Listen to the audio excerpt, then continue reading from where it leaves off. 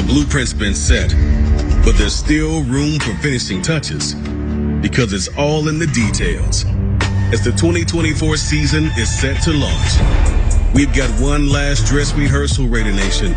Gardner Minshew's going to be the starting quarterback the 2024 season. Myself, Telesco, and Luke Getsy discussed it this morning. We feel like Gardner gives us the best opportunity to get off to a fast start, and that's what we're going with. We support him. Our team's behind it. Our staff's behind it. Our organization's behind it. Showtime waits for no one, especially if you expect to make this team. Legends will be watching, honoring 65 years of Raider history. The preseason finale, tonight at Allegiant Stadium. That's right, it's Alumni Weekend here in Las Vegas, the final dress rehearsal for the 2024 season.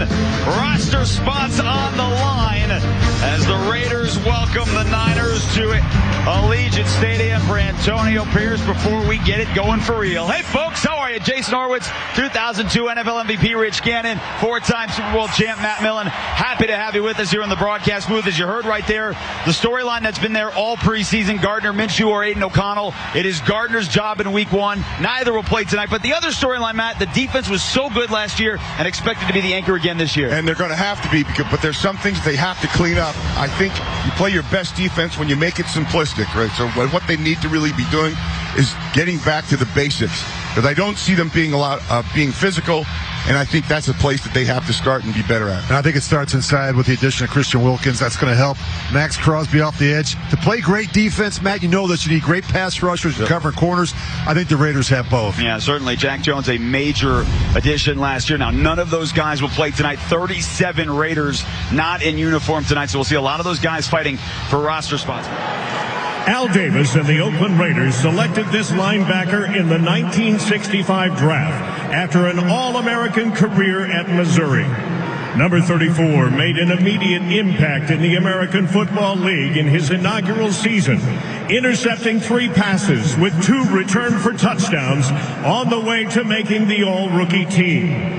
He wore the silver and black for 8 glorious seasons, appearing in 102 games, starting 95, and was an AFL All-Star in 1969. This dynamic linebacker was a member of the 11 Angry Men, Oakland's characteristically stubborn 1967 AFL Championship defense, coached by John Madden, and was a starter for the Raiders in Super Bowl II. He is here tonight to light the torch in honor of and in tribute to Al Davis, who declared that the fire that burns the brightest in his organization is the will to win. Ladies and gentlemen, number 34, Gus Otto.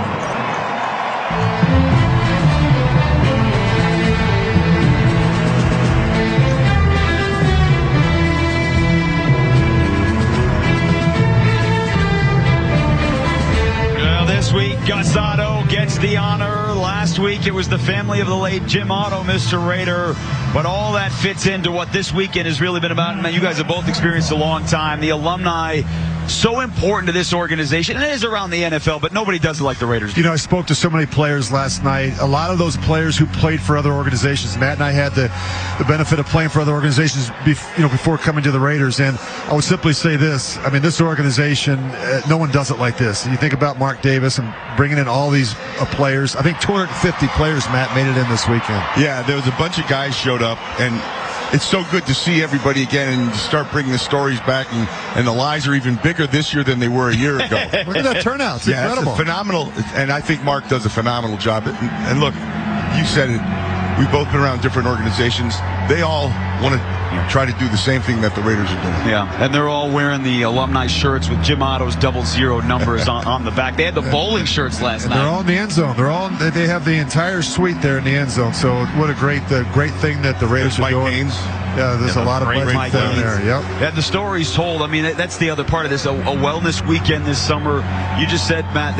Everyone wants to do it the way the Raiders do. Mark Davis brought in alumni from all over the place this summer for a wellness weekend and let them know all about mental health, physical health, all of those things. Once a Raider, always a Raider. No one does it quite like the Raiders. And that'll certainly be a major part of tonight as well. Expect Tim Brown to join us, and Howie Long and Tom Telesco will join us a little bit later. Certainly a long and storied franchise history. And a lot of those guys back this weekend. All right, as to the game at hand, Niners won the toss. They want to receive.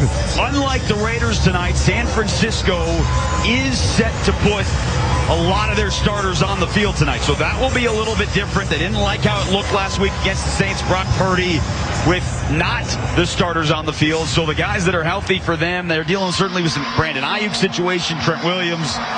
But most of their starters are going to go. How long, we don't know.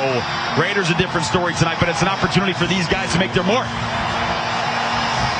Well, it's an opportunity for some players to make the team. I mean, I think that's what's at stake. You look at that cut down going from 90 to 53, and 37 players will be out of work. Some of those players will get re-signed to the practice squad, but a lot at stake for a lot of these young players tonight, Matt. And Rich, here's the piece that others forget. It may not be here. That's right. It could be someplace else because the whole league is watching everything. Antonio Pierce has made that abundantly clear to every player he has talked to. Carlson's kickoff underway. The rookie, Isaac Guerendo, under it. Coming out to the 5 in the new dynamic kickoff.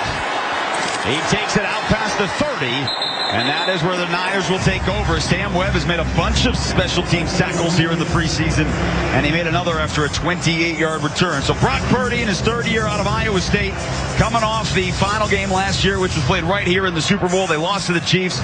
Again, the offense, Christian McCaffrey's dealing with a calf injury. Brandon Ayuk's dealing with a contract. Trent Williams dealing with a contract. So a lot here for San Francisco that's kind of unknown. It's a different team when Trent Williams doesn't play left tackle, I can promise you that. And Brandon Ayuk, one of the toughest receivers in the NFL. Those are two players they need to get back on the field. Purdy's going to throw. Double move. Deebo Samuel, the intended receiver, and he came down with it with 2 feet. He was working on the rookie, MJ Devonshire, and made a grab to the Raiders' 41 for 27 yards. And Devonshire was in pretty good position. It was just kind of almost an underthrown ball to the backside. See, Devonshire's going to never get beat to the top, so he's not going to do that. Stay on his hip. Yeah, see, that's just good. Nicely thrown ball. You can't beat it. They'll just try to find the ball a little bit earlier. Yeah. George Kittle over the middle. Kenai Mauga and Jaden Grant combine on the tackle. But the 8th-year Pro Bowl tight end out of Iowa is going to pick up a 15 more. And he sees things so fast. He read that so beautifully. It was just, you can see, it was a zone. They just dispersed the zone. He just hit the hole in the middle. The Kittle always does a nice job finding the hole in the middle of that defense. And that has been so good after the catch as well. Play. Great play. Janoris Robinson got up the field and dropped Jordan Mason for a loss of 5. Yeah, that's what you've got to be able to do. You got to create stuff in the backfield. Robinson does a really nice job. All he's going to do is just come up real strong. Take off that inside heck. Unblocked pretty much. Although I guess there was maybe a running back there. We've been talking about the first 2 preseason games against the Vikings and the Cowboys. The run defense, Matt, has to get better. Yep. They have to get off blocks. Raiders gave up over 110 rushing yards in the first half. Each of the first 2 that came with a blitz. Purdy got out of there, dumps it to the sideline, and it is caught. Jordan Mason kept both feet in bounds. Cornell Armstrong had a pressure, but a great grab by the running back. You get a free blitzer right off the edge. There's Cornell Armstrong, and quarterback's breaks contain. Gets out on the edge. I don't know if he caught this thing. And Antonio Pierce is challenging it. Not only did it hit the ground, his feet weren't in bounds either. Not even close. Yeah, not even close. So Antonio Pierce is throwing the challenge flag. He'll have that flag in that conversation with Bill Vinovich. Las Vegas is challenging you rolling on the field with a completed catch at the sideline. Well, Bill Vinovich has been around this league for a while. One of those guys that you just know his game. Watch, you're going to see A, he only had maybe 1 foot, but B, you can see right there, he dropped that ball. There's no catch. I always love, Matt, how the offensive players, even though they know they didn't really catch it, still act like they did. Well, you have to. Every now, you never know when it's going to happen. Of course you love that. If you're not cheating, you're not trying. Rich, you didn't have instant replay by most of your career. Yeah, no, it's now they don't miss a lot, that's for sure. Well, you go back to that play before that, though, by Janaris Robinson. One of the spots, if there are spots to be won here in the last preseason game, a couple of spots on the defensive line. Yeah, he came on a stunt on the inside and beat the guy pretty well. So that's actually a good play call. After reviewing the play, the ruling on field is an incomplete pass. Now, and remember this year, since Las Vegas won the challenge, they still have 2 remaining. That is what I was just about to say. Thank you, Mr. Vinovich. Unlike years past where you had to win both to get a third, this year if coaches win either of their first 2 challenges, they get a third. So after the incomplete pass, it is now 3rd down and 15, and you'd love to see these guys get a stop here. Right, your backups playing their starters. You'd love to see them make another big play. Well, the conversion rate on 3rd and 15 in the NFL is around 13%. So Raiders can't let them convert here. No, they're just sitting in the zone. Looks like it's he's underneath. And he threw it behind Kittle. And it looked like a tip. May have gotten a tip right there. And I think Charles Snowden got his hands on it. Another one of those guys, long, 6'7", 255-pound frame.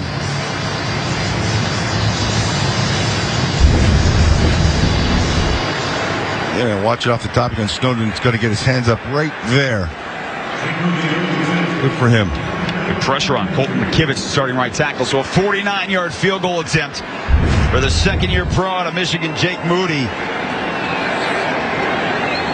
Hunter Wisnowski to hold. It's put down, it is up, and the Niners are on the board. So a couple of big pass plays early against Antonio Pierce's defense, but some nice job by the defensive line to hold them to 3. So many of the Raiders have traveled to Nevada to come for alumni weekend. Myers Marcus Allen right next to Eric Dickerson, the 1 year with the Raiders. But that's the whole thing, right? Once a Raider, always a Raider, and they live by that motto. Yeah, absolutely. They got a bunch of good guys down here and some great players.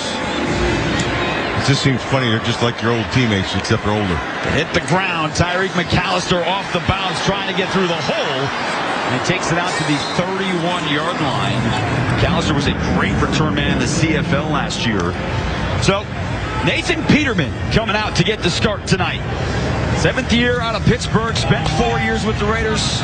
Much of that on the practice squad, but he is a veteran of this league. And, we've spent so much time, Rich, for quarterback 1 versus 2, but the reality is that teams get to keep a third if they want or have one on the practice squad, so this is big for him. Great opportunity for Nathan Peterman in his second stint with the Raiders. Started with the Buffalo Bills in 2017. He's been around the league, Jason. He's got some experience. Played in Chicago the last 2 years with Luke Getsy, the offensive coordinator. He's played in 15 games with just 5 starts. But he's got some talent. He can throw the football. He knows this offense, and they're going to take a good, hard, long look at him tonight. And he's been with this team for a couple of weeks now. Did not see him last week against the Cowboys. Carter Bradley, who we expect to see a lot tonight as well, got the whole 4th quarter. They bring a blitz. He throws it out. He's got Zach Gentry, one of the tight ends, trying to make the roster 2. And he's brought down by Devondre Campbell, the linebacker signing from Green Bay, but a pickup for Gentry out to the 39 of 8 yards. This is good work for this offense and for Nate Peterman, because you're going to go up against a lot of the starters for the 49ers. Great work for the offensive line as well, Matt. Those big guys getting a chance to handle what I think is a pretty good pass rush. It's a really good pass rush. When they're humming too, when they're on, they're on. 3rd down and 2 for Peterman.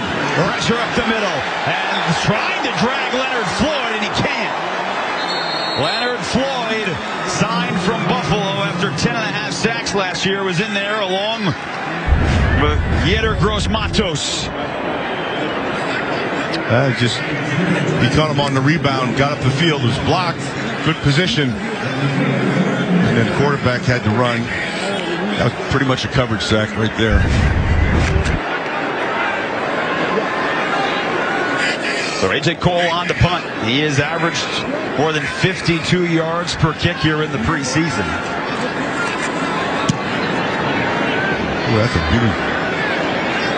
That's a 52-yard boot. And they will pin him down there. Amari Gaynor, who's done some nice things on defense, stops the Niners after a 7-yard return. We'll see the Raiders defense back on the field next. Intermountain Health understands that life can be a challenging game, and mental wellness is vital to our overall health. It takes courage to admit when we're not okay, and even more to reach out if you or someone you know is struggling or in crisis. Call or text 988 or visit strongestplay.com for mental wellness resources. Here inside Allegiant Stadium, Niners leading the Raiders 3-0. Niners continue to have their starting offense out on the field, and Raiders getting a good look, man. And you were a GM in this league for nearly a decade with Detroit, so you understand how big this last game is for all these guys. Yeah, and you got to create your own opportunities, so it's not going to really be handed to you, right? So what you've got to be able to do, if you're on the roster, if you want to be on the roster, you got to perform, play in and play out. Not like that. Yeah, trying to get some of those running plays cut down to 3 or 4 yards. That's 11 for Jordan Mason. Yeah, this is what I watched on tape again, and they're not getting off blocks. They're not physical enough up front. You should be knocking guys back instead of going sideways, right? And so here's first missed tackle, head on the wrong side. You got to get in on it. Eventually bring them down. Pad level. They need to be lower up front. Yep. That's always a problem every season. For about the first 4 or 5 games.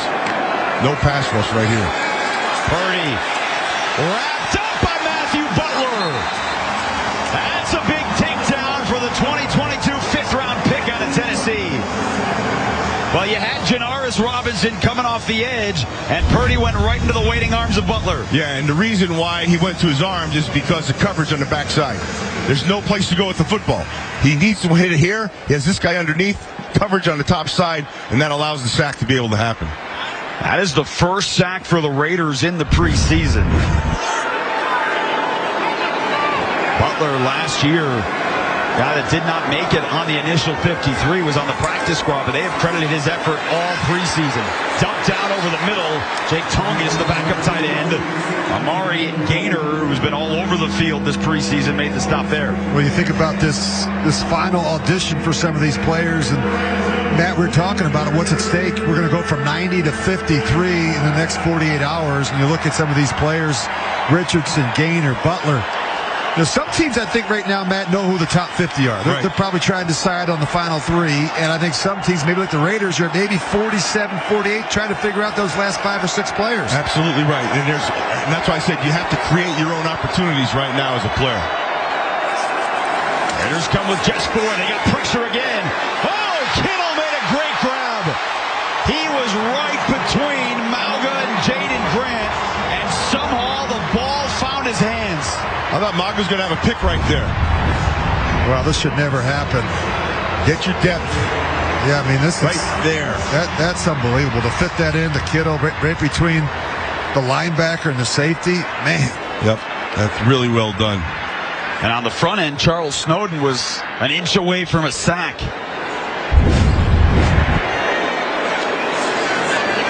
Pressure off the edge, dumped down to Kittle. One-on-one, and a nice open field tackle. Kenai Mauga made the stop for no gain. I like Mauga. Yeah, good job getting pressure up the field off the edge. And then, nice job on the back end. That's nice by Mauga to keep his eyes where they're supposed to be, right? A lot of times, your eyes are going with the flow, and instead he was able to see with good vision and protect that backside, makes a nice tackle. Good work. Kittle, one of the best tight ends in the game. Yep. Kittle last year his 5th Pro Bowl in the last 6 seasons. Had 11 touchdowns 2 years ago. Of course, he and Deebo Samuel were part of the Netflix series Receiver with Devontae Adams. On 2nd and 10, big hole for Mason again, and he spins forward for a pickup of 12 and another first down on the ground. They split a stunt on the top side.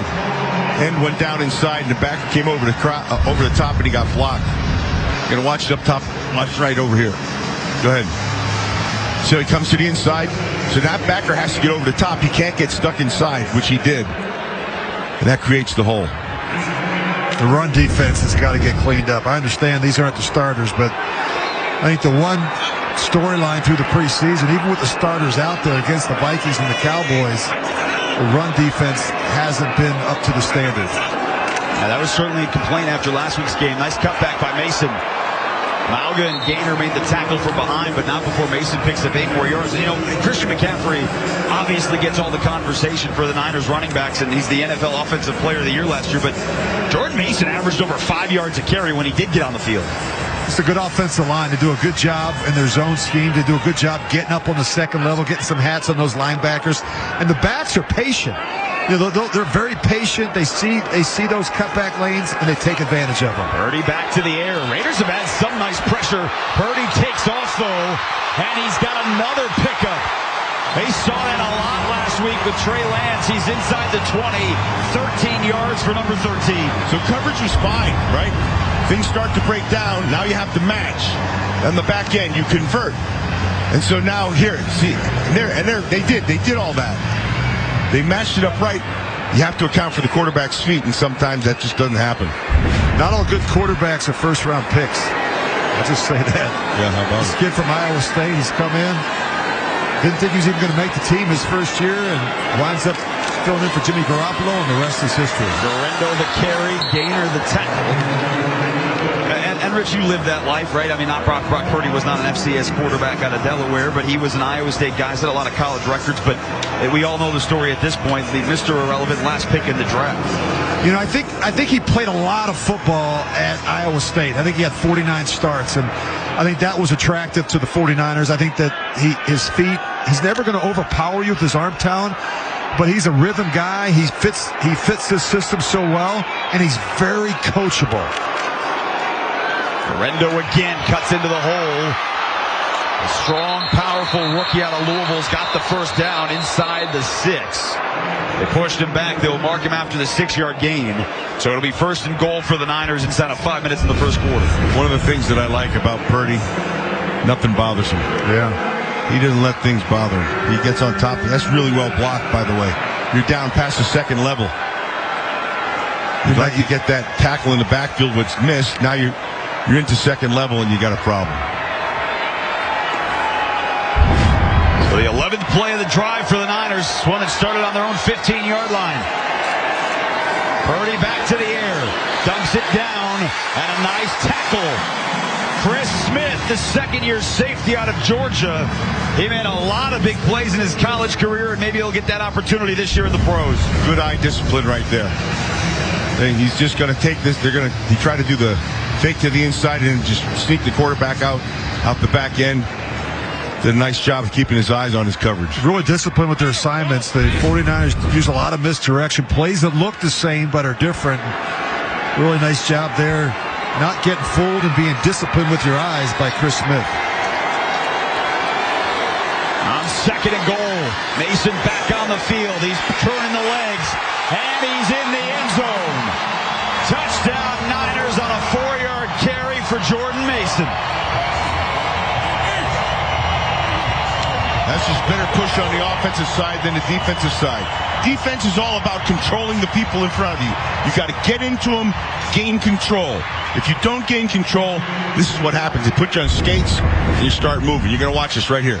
Get into them, control it. They're going backwards. They're not in control. Hence, touchdown. Yeah, the white jerseys won that battle at the line of scrimmage. Yep. Remember, it was an offense last year for San Francisco, and Coach Shanahan, that was 3rd in the NFL at nearly 29 yards a game. Moody's extra point is up and good. So drives consecutively have resulted in points for the Niners. See what the Raiders' offense can do on the other side here in the first.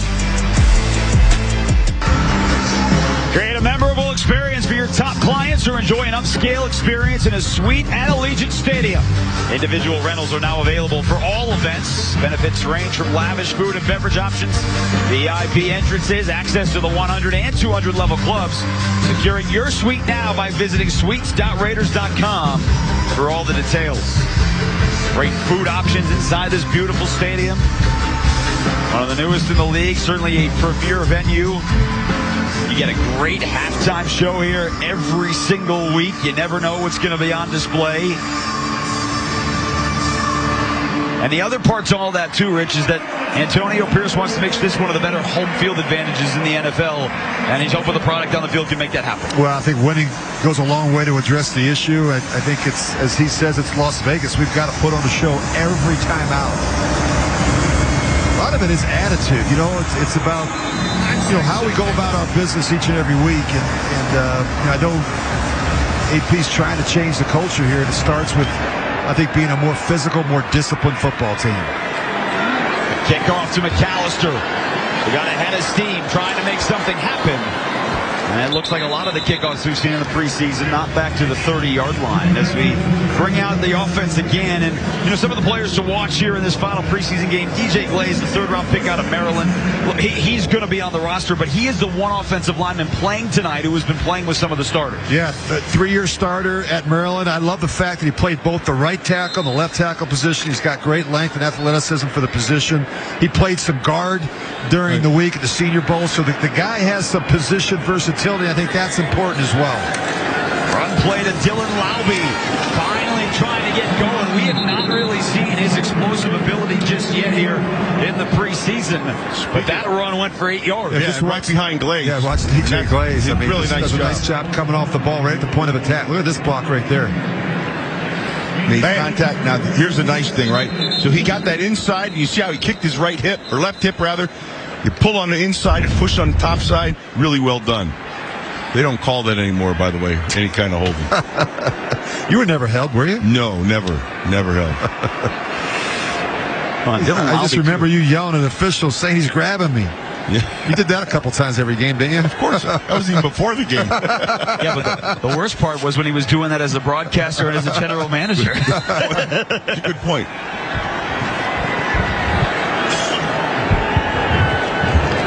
No, he highlighted Christian Wilkerson, too. Remember, he had 10 grabs in the final preseason game last year at Dallas and then made the roster. It's back to Laube. He squirted his way through there and picked up a first down. Yeah, second effort by Laube did that. He got stopped in his tracks in the backfield and shifted over. I'd really like to see Laube get some touches tonight. Not the biggest guy, but he's a tough guy. All-purpose player, did it all in college at New Hampshire. He's got better speed than you think. He's catches the ball pretty well. Good returner. There's a lot of pluses to him. He had 7 carries for 16 yards the first 2 preseason games. Peterman trying to get out of there. He's being chased from behind, and he does get to the sideline, but he definitely got hit inbounds. He got a shove while his feet were still in bounds. He did pick up 3 yards, though, with his feet. The one thing you can't do as a quarterback is ease up on the boundary, because that's where you get knocked out. When you get towards the boundary, there's got to be a sense of urgency to get out of bounds and avoid that hit. These defensive backs, Lenore, he comes in there. They're looking to take you out, Matt, on the boundary. Nah, and if they can't take you out, they can take a coach out. All they're trying to do is pay their respects to give you a healthy welcoming. Now, this is the one thing every team wants to avoid at any point in the preseason. That injured Niners player was Leonard Floyd. We'll get to that in a second. 2nd and 7. The swing out to Laube. Got away from the tackler. He showed the moves, and he picked up an extra 5. He didn't lose the football, though. And the Niners say they're on top of it. And they do have the football on the far sideline. That was Devondre Campbell who made the hit. Came across and swiped it. Ball's out right there. Let's see if it gets out of bounds before anybody gets it. You can't tell from that. Yeah, you can't. There's no control there. Like Beal came up with it at the end. Was he in bounds? Well, remember, every turnover is reviewed. It's out, and Beal and Bachman are going for it. At the end of when it's all said and done, Beal somehow finds a way to rip it away. The question is, Matt, as you said, is it out of there's The scrum is right on the and it's any part. If you're touching any part of your body's out, you're out. Which would go back to the Raiders for their football. Yeah. It doesn't look like it's going to be checked, so. Back to Leonard Floyd, though, this is going to be what looks like Niners football. Guys, Leonard Floyd, the Niners were supposed to play the Saints with practice leading up to their preseason game last week. Kyle Shanahan called it off because they were banged up. They had injuries all across the defense. So they are already hurting heading into this year. And Leonard Floyd's one of the veterans they brought in to help on that defensive line. So he is in the tent right now for San Francisco. The starter's still on the field, and Jordan Mason slipped in the backfield. Credit next to Jade Silvera with the tackle. He got ahead for 2. The other thing to keep in mind is there's a big gap between tonight and the first regular season game. Yeah. There's a lot of time. And so I think some coaches, like Kyle Shanahan, for example, feels like, I'm going to play these starters a little bit now because there's a lot of time to rest and recover. And this is our final tune-up before week 1.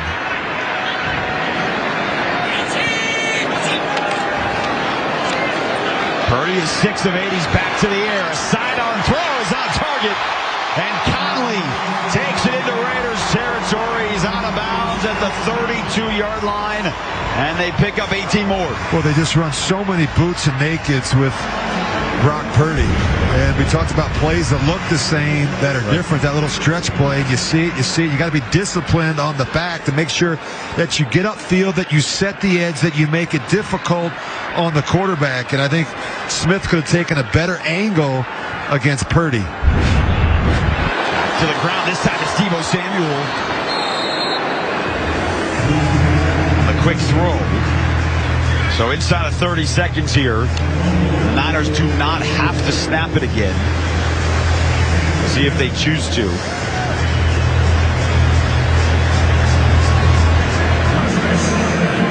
This is what the Raiders need out of Gardner Minshew.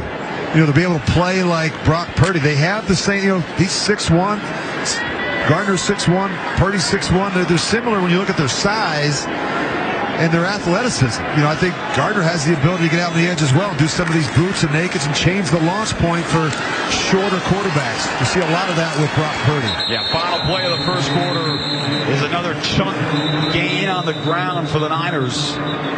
7 more for Jordan Mason, who had 40 yards and a touchdown in the first quarter. Come to the end of the first quarter. San Francisco leading Las Vegas 10-0. And you're watching Raiders football presented by Credit One Bank, the official credit card of the Las Vegas Raiders. Visit CreditOneBankTravel.com.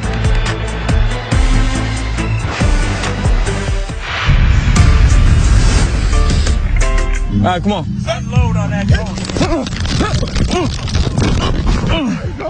So, man, I like that contact. They talking crazy.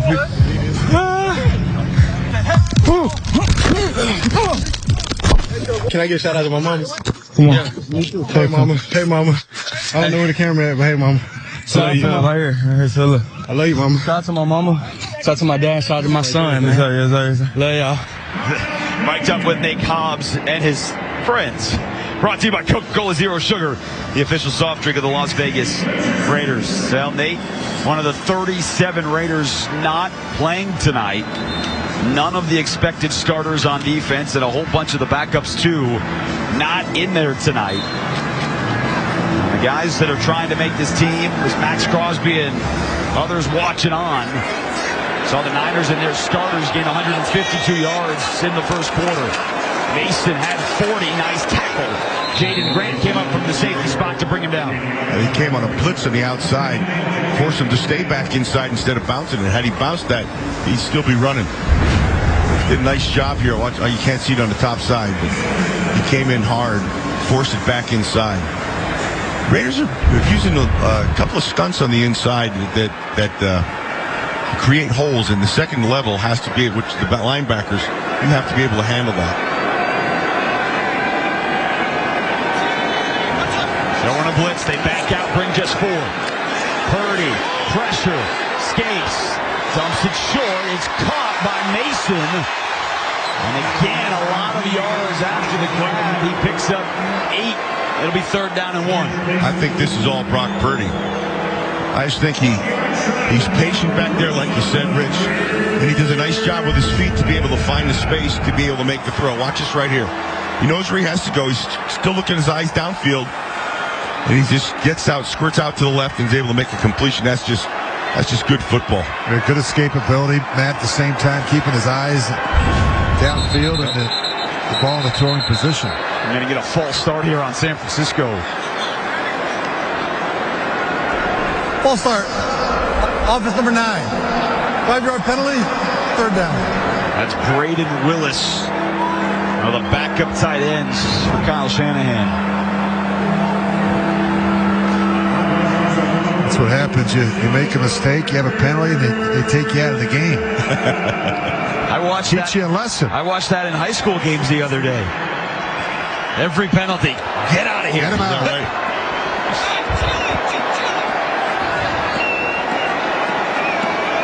Looks like they're in man.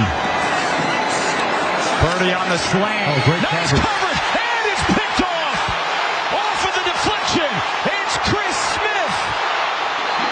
He returned a pick in a national championship game, and he's got one here for the Raiders in the second quarter.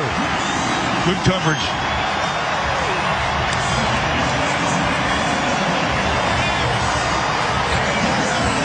Yeah, that was tight coverage on the deflection for the safety to grab it out of the air. And a 31-yard return the other way. Sam Webb with the tight coverage. Chris Smith in the right place in the great play. Now the Raiders offense takes over. Now Chris Smith made the interception. He's 29. You can't see him right there. Sam Webb, 27, made the nice play. Both those guys combining on what is the second takeaway for the Raiders defense in the preseason. Yeah, does a great job. They play man coverage, and just watch him get his hand in there, that right hand. That's what gets the ball up in the air, and Webb is right there to make the play, but great job by him. You know, Sam Webb was in a situation a couple of years ago. He was undrafted free agent out of Missouri Western. He made the initial 53 roster 2 years ago and played 17 games for the Raiders. And again, we talked coming into this game, maybe cornerback depth is a spot they're looking to try and keep a guy coming out of tonight. No question. And, you know, just, I think more plays like that, you know, when you really get a good chance to, I think, evaluate that position when they play man-to-man coverage. Yeah. I mean, you want to see them play the run. You also want to see them get in and out of breaks and compete. Peterman's 2 for 2. He's now 3 for 3. Bachman is dragged down from behind. Devondre Campbell on the takedown, a 6-yard pickup. Campbell did a nice job in coverage in the trail. It's a counteraction movement. You want those coverage guys to be biting on the front side hard to be able to create that space in the back, but did a nice job with the coverage. Those boots and nakeds work well when everybody sells it. The line comes off, selling the run. The back is disciplined with his track. And false start. Oh. False start. Offense number 63. 5-yard penalty. To 2nd down. Corey Luciano, who played a game last year for the Niners, was on their practice squad. Non-lucky Luciano right there.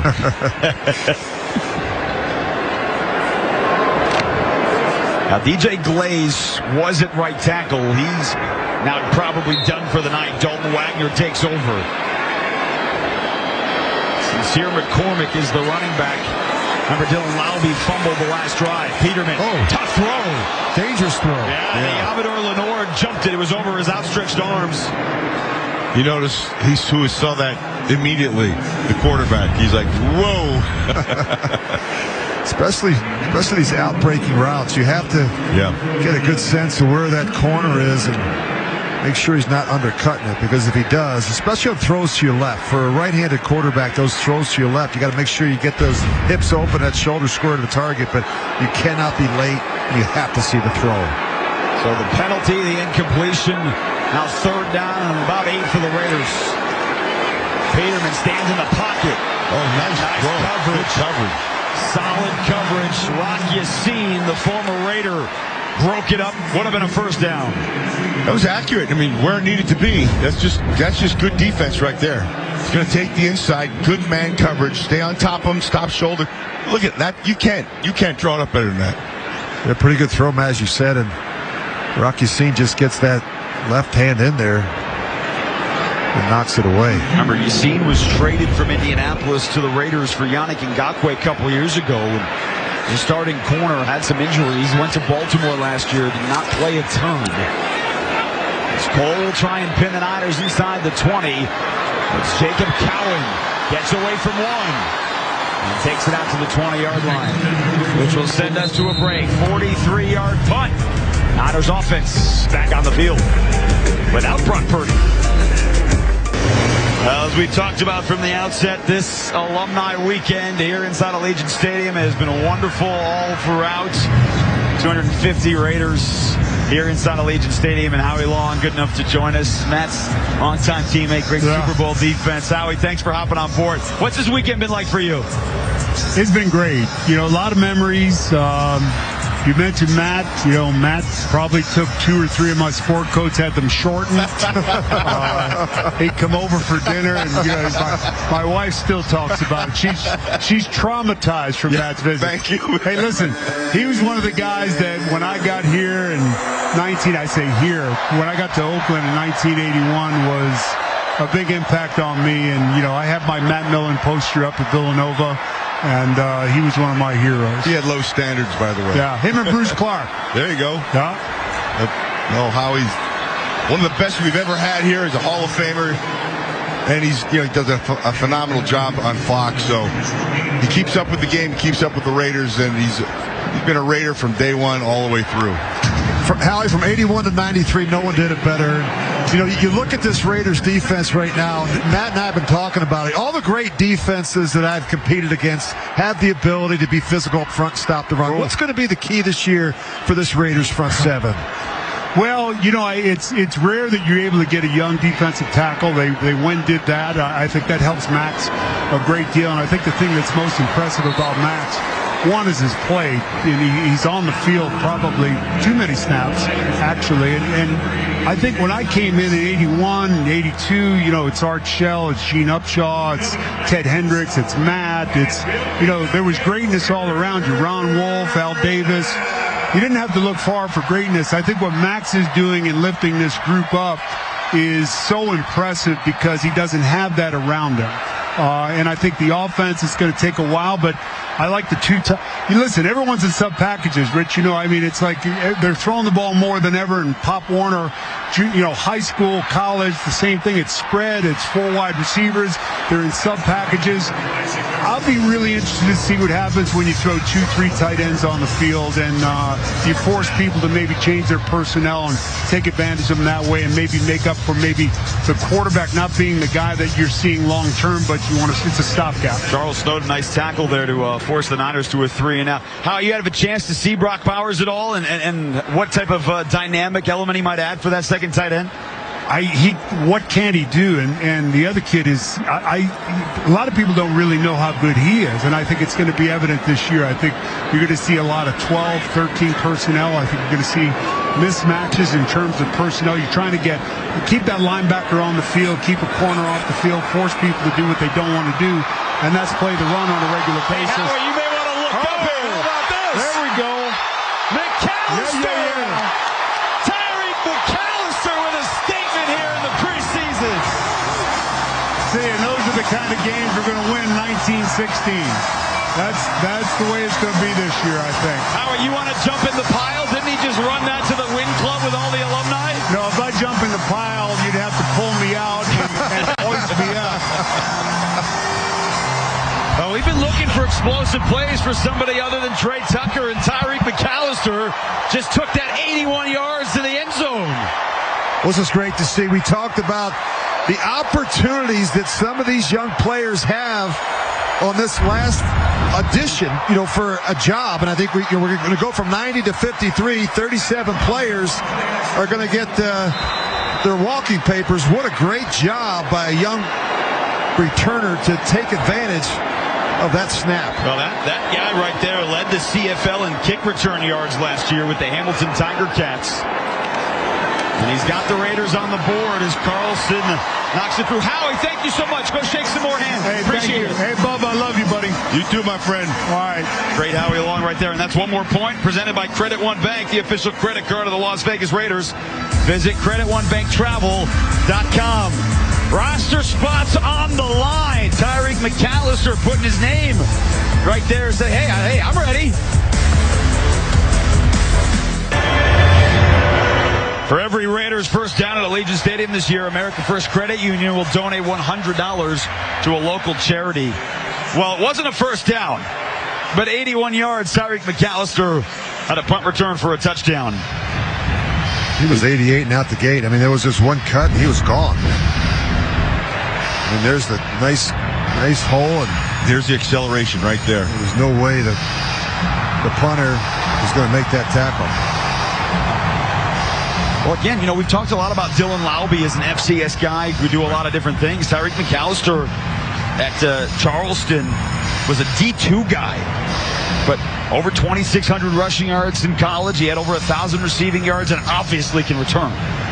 Yeah, he's got something to him. He's got some quicks. He's good vision. He has a kick returning. You have to have a knack for him. He seems to have that. Guerrero trying to answer. Isaac Guerrero breaks tackles. Sam Webb trying to chase him down and will knock him out of bounds at the 5, but not before a 92-yard return by the rookie out of Louisville. Well, you get 81, I'll take 92, and we'll be inside the 5. Somebody didn't stay in their lanes on that left side, Matt. Yeah, he just found the crack right there. There it is. Yep. Got to force it back up inside. A couple missed tackles. Right there. Sam Webb stayed after him, and he ends up making the tackle. You would like to have seen that 30 yards earlier. His angle was wrong. Well, Isaac Guerrendo's been dealing with an injury in preseason. This is first game action. That's a big play for the 4th-round draft pick. Brandon Allen, the handoff. And not much there for the Niners' backup running back, Patrick Taylor. Brandon Allen's been around. We're talking about these quarterbacks. Nathan Peterman being on a number of different teams. Brandon Allen, 8 years, played in Jacksonville, played for the Rams, Denver, Cincinnati, San Francisco now.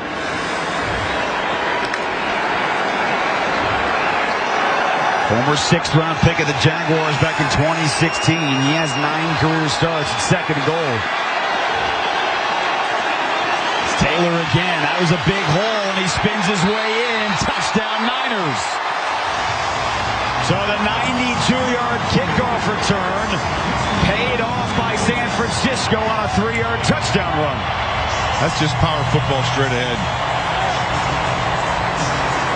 We say it all the time. Good red zone teams have the ability to run the ball in this part of the field, an area where the Raiders have to be better. 26 in red zone defense a season ago.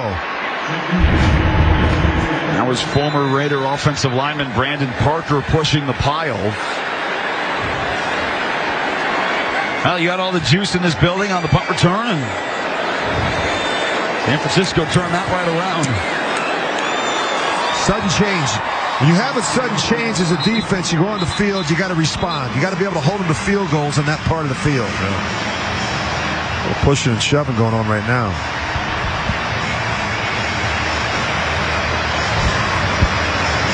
Not a lot of love lost between these two franchises. It never really was, yeah. And you think about it, back in the day in the Bay Area, it was, oh yeah, right? Yep. Pretty heated rivalry, even though the Raiders were in the AFC and the Niners were in the NFC. I just remember some preseason games got pretty physical. It was always the first preseason game of every season. Yeah. This was the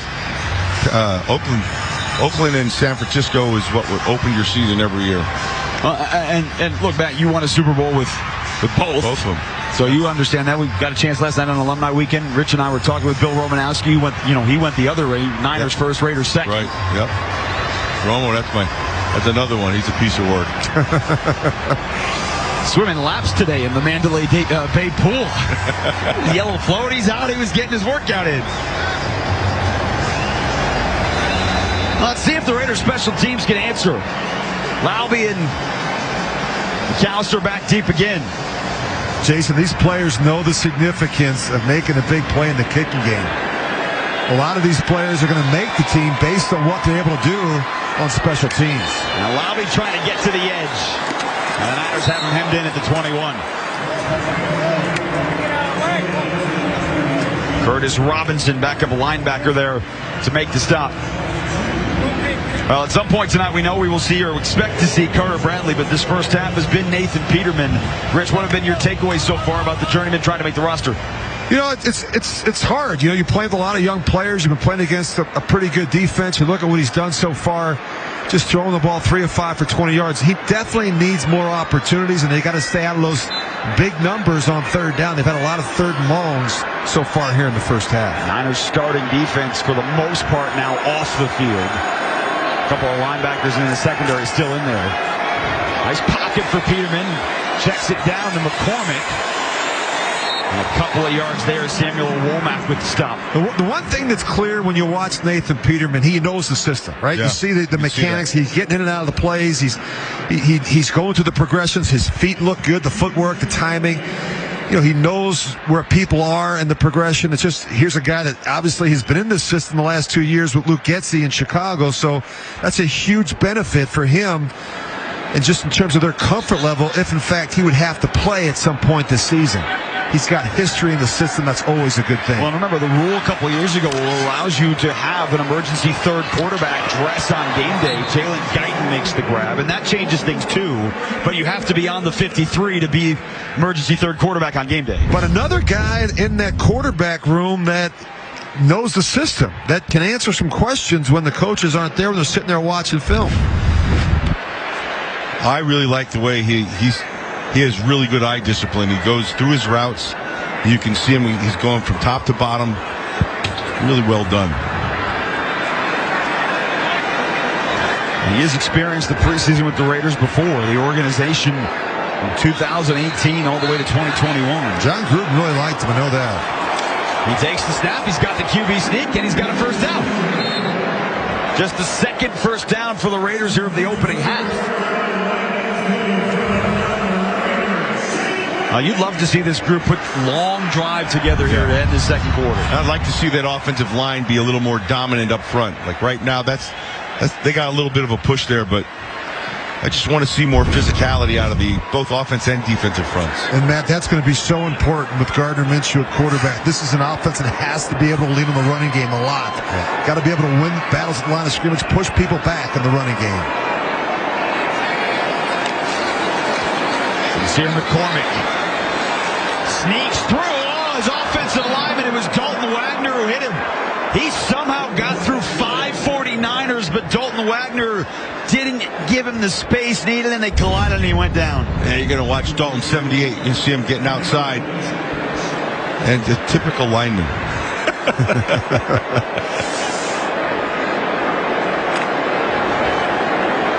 Well, he could somehow cut that back inside. He had a lot of room. Yeah, he did.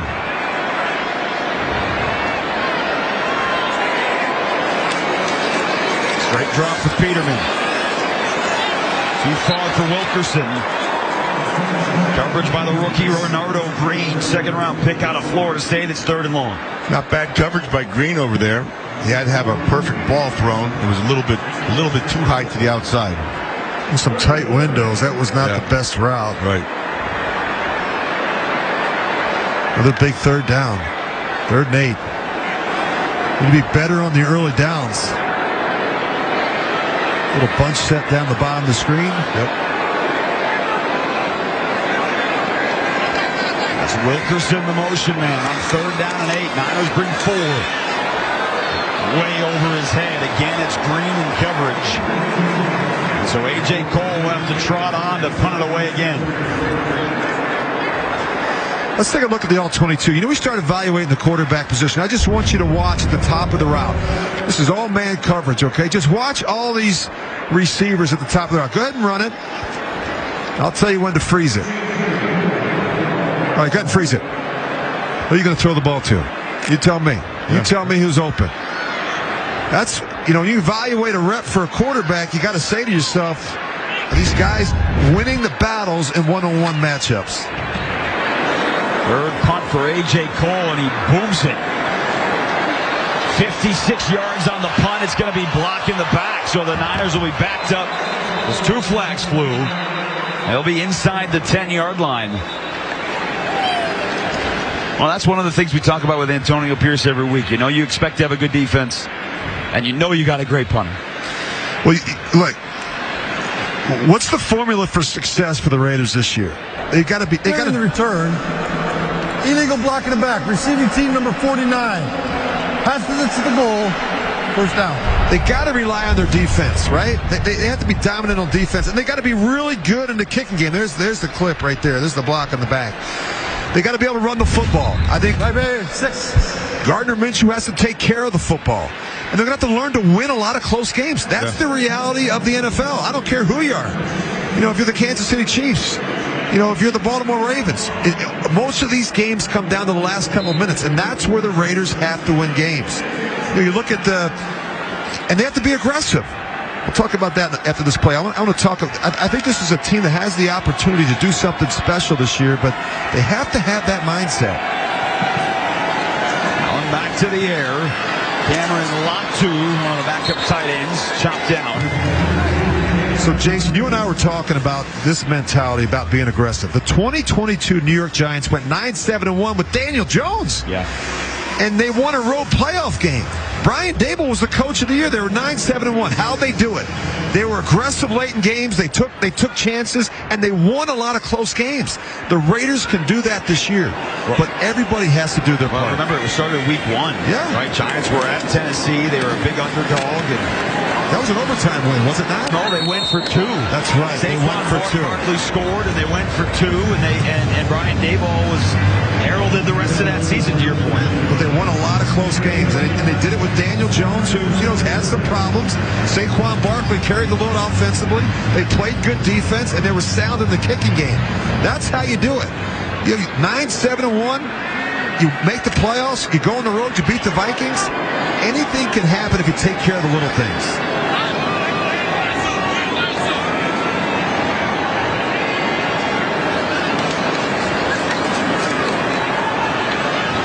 Taking a deep shot. Latu in front of Jaquan Shepard makes back-to-back grabs. Picks up 22. Yeah, all you're going to see is he runs a pretty decent route. He knows the guy has him to the top side. He's just going to come back underneath. Little scissors route. Yeah. One going to the post, one going to the corner. Shepard had a hard time opening up those hips. Latu, third-round pick last year, never got to play. Torn his meniscus at the end of the preseason. That's a big hole, but the timeout was taken, and the whistle blew before the play started. Prior to the snap, first charge timeout, Las Vegas. 30-second timeout. And so we'll keep it right there. I think they only had 10 on the field. Yeah. That's a problem. Now, some of those things that, last week we talked about penalties with Antonio Pierce, right? The storyline was trying to figure out who's the starting quarterback. And he named Gardner Minshew Sunday morning in his teleconference. But the other things coming out of that he wasn't happy about, again, the run defense and some of the little things that you're talking about, right? Penalties. Yeah, he's been hard, but listen, you sit down and talk to Antonio Pierce, and he's been talking about setting the tempo on defense. And I think it starts with stopping the run, and it hasn't been to their standard, man. Right. That's something that, you got to come out of the gates. If you always say, if you want to have some fun and rush the passer, you got to stop the run. Absolutely. You've got to be on early downs. And then you got to be physical. You have to have a physical front. When all else fails, just go in and beat the snot out of them. Pressure up the middle. There it is. Byron Young got through. First to the quarterback. And last year's third-round pick out of Alabama with a solid play. He can thank his guys in the secondary because there's not anything to throw to. He has opportunity right here. He's in the pocket. He steps up quick, but the coverage is good. Ball's not going to be able to get out, so even a second effort can make this happen.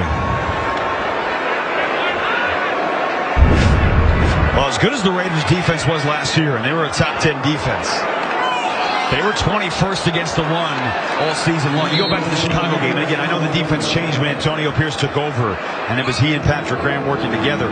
But you go back to Chicago and Luke Getsy, how did they win that game? They ran all over the Raiders in Chicago that day. Yeah, and so it's, again, defense is about controlling the guy in front of you. In order to do that, you have to get off the ball quick, get into the offensive guy, and gain control. It's not easy to do, but it requires some physicality. Third down here. 3rd and 11. For Brandon Allen, who's competing with Josh Dobbs for the backup job in San Francisco. Pressure from Snowden. Right off the snap. And Charles Snowden having a nice first half. That's exactly what you're looking for off an edge rusher. Got the speed, got upfield. He gets to that top side shoulder before the tackle can turn. That's well done. Dropped him for a loss of 13. So the Raiders have 3 sacks here in the first half, after not having any in the first 2 games here in the preseason. Another opportunity for McAllister. Here we go. I let it hit the ground. He wanted to try and get up there, but a short punt that bounced 11 yards. Don't be offsides. Don't rough the kicker, and don't let the ball hit the ground. All of those things combined, we've hit the 2-minute warning. See if the Raiders can put together a 2-minute drill. Now 2 of the Raiders stars, Devontae Adams, Max Crosby looking on. Raiders starters not playing tonight. More than 35 guys not dressed up, but they'll get it going in a couple weeks in LA against the Chargers. They'll be ready to go. Matt, you couldn't have afforded that chain with your signing bonus your first year. You wouldn't have been able to afford that. I couldn't afford his glasses with that signing bonus. That's the bling right there. Holy smokes. What'd you get, a tank of gas? And it was half full when I got it. A 2-minute opportunity for Nathan Peterman. Got to see it. Had the reps the entire first half. Over the middle. Nice grab. Good throw. Christian Wilkerson moves the chains on a first down. Nice rope, too. Ball right where it had to be at the inside of the receiver on that inside route. Good accuracy. Really important in the first play of a 2-minute drive to get a completion. This is a good throw, man, as you said. And nice grab by Wilkerson. Down for Guyton. Ooh, that was good defense by the offense right there. Yeah, Guyton knocked that away from Darrell Luter Jr., second-year pro out of South Alabama, excuse me. Smart play. And when you're a receiver in that position, you know you got to break, you got to turn into a defender. Well done. Well, the offense tonight so far for the Raiders, just 64 yards, 3 first downs. They haven't been able to put back-to-back good plays together. They've had some nice plays, but screen. Yeah, to Britton Brown with blocking in front. Got through, breaks the tackle, and Britton Brown down to the Niners' 45-yard line for 20 yards. I like the call, Rich. Yeah, good-looking screen, too, Matt. Peterman does a nice job drawing the rush and then kicking it out to the back and the flat. And good patient running by Britton Brown. Good throw. Wilkerson turns away from the defense. Down the bounce. And he does. Picked up about 7 or 8 more yards. Now, they will keep that clock running. They said his hip came down inbounds. I don't know if Nathan Peterman knows that just yet. Yeah, he does. They still have plenty of time to hit the line of scrimmage trying to get one dialed up. And now we've got a stoppage here with 46 seconds left in the half. I'm trying to figure out whether or not he was inbounds or not. I think that's the conversation that Bill Vinovich is having with the line judge. Now remember, because the clock was running, Rich, and we're inside of 2 minutes, if it is in fact that it was ruled correctly. After review, the runner was out of bounds. There you go. So now they got to figure out how much time. Game clock to 1:03. There you go, 17 seconds back on the clock. You see the back just come over. Good job by Peterman drawing the rush, getting up, dropping that one in. A nice finish at the end. One back to the ball. Now nice move. And yeah, his feet are Yeah. They added 17 seconds. Raiders still have 2 timeouts. Nice 2-minute drill. The pump fake and Fotheringham hit from behind by Womack right when the ball got there. Ooh, that was close too. It's a good job by Peterman not holding it. It's first down. Yep. One thing we can't afford is a sack in that situation. The one thing I love to see the tight end do, though, he hit him before the ball got there. The one thing I'd love to see him do, though, is work back to the quarterback once that ball's in the air. Yep. You know, you got Fotheringham. He should work back to the ball. Crowd inside Allegiant Stadium just saw the replay. Another screen. Yeah, another screen to Brown. Good block by Jordan Meredith. And another first down to the 15-yard line. They pick up 12. That's a nice job by Britton Brown, just using his blockers and as shields and staying behind him and picking up the necessary yards you need. Ooh. And almost intercepted. That ball definitely hit the ground. Couple things. The back's got to see it come out of the hands of the quarterback, and I think Nathan Peterman could have helped him by taking a little something off the ball, and I think the back could have helped him by getting his head around a little bit quicker. So that's just a good example of the quarterback. Look how hot this one comes in, Matt. That's hard to handle for the running back. Hit him in the chest. Got to see it come out of your hands. Sometimes there's a screen there. You got the big lineman, the hands up, but that surprised him. Nathan Peterman on the drive, 4 of 7 for 64 yards. Jalen Guyton crossing over the middle, right into the waiting arms of D. Winters. And Antonio Pierce takes his second time out of the half with 26 seconds to go and a 3rd and 3 coming up. What a good-looking drive. Screen game has helped in some of these crossing routes versus zone coverage. Just finding a little hole, little window. See Peterman, a good throw here to Guyton. Well, and remember, as we've talked about, the Raiders feel great about 4 receivers, right? Trey Tucker, Jacoby Myers, Devontae Adams, and DJ Turner, thanks to what he's done here in the preseason. And he's not playing tonight. Those guys are going to be on the roster. 5th spot, if they keep a 6th. We've seen some good things tonight. Christian Wilkerson. Seen some nice things from Tyreek McAllister in the return game, too. And you mentioned Wilkerson and how well he played last year in that last preseason game, that game that really helped him make the 53-man roster. 3rd and 3, 9th play of the drive. Quick drop. Guyton has the first down. 1st and goal for the Raiders, and Antonio Pierce takes his final time out of the half with 20 seconds to go. So every throw here is going to be in the end zone. So you got to tighten up your coverage and stuff here. But this actually, that corner laid off a little bit too much. Because that ball wasn't there right away, Rich. No, you're right. 3rd and final timeout. You hate to see a corner have that bail technique in that part of the field. I'd rather see the guy be physical, get his hands on that receiver and jam him at the line of scrimmage. Don't give him a clean release. That was too easy for Jalen Guyton.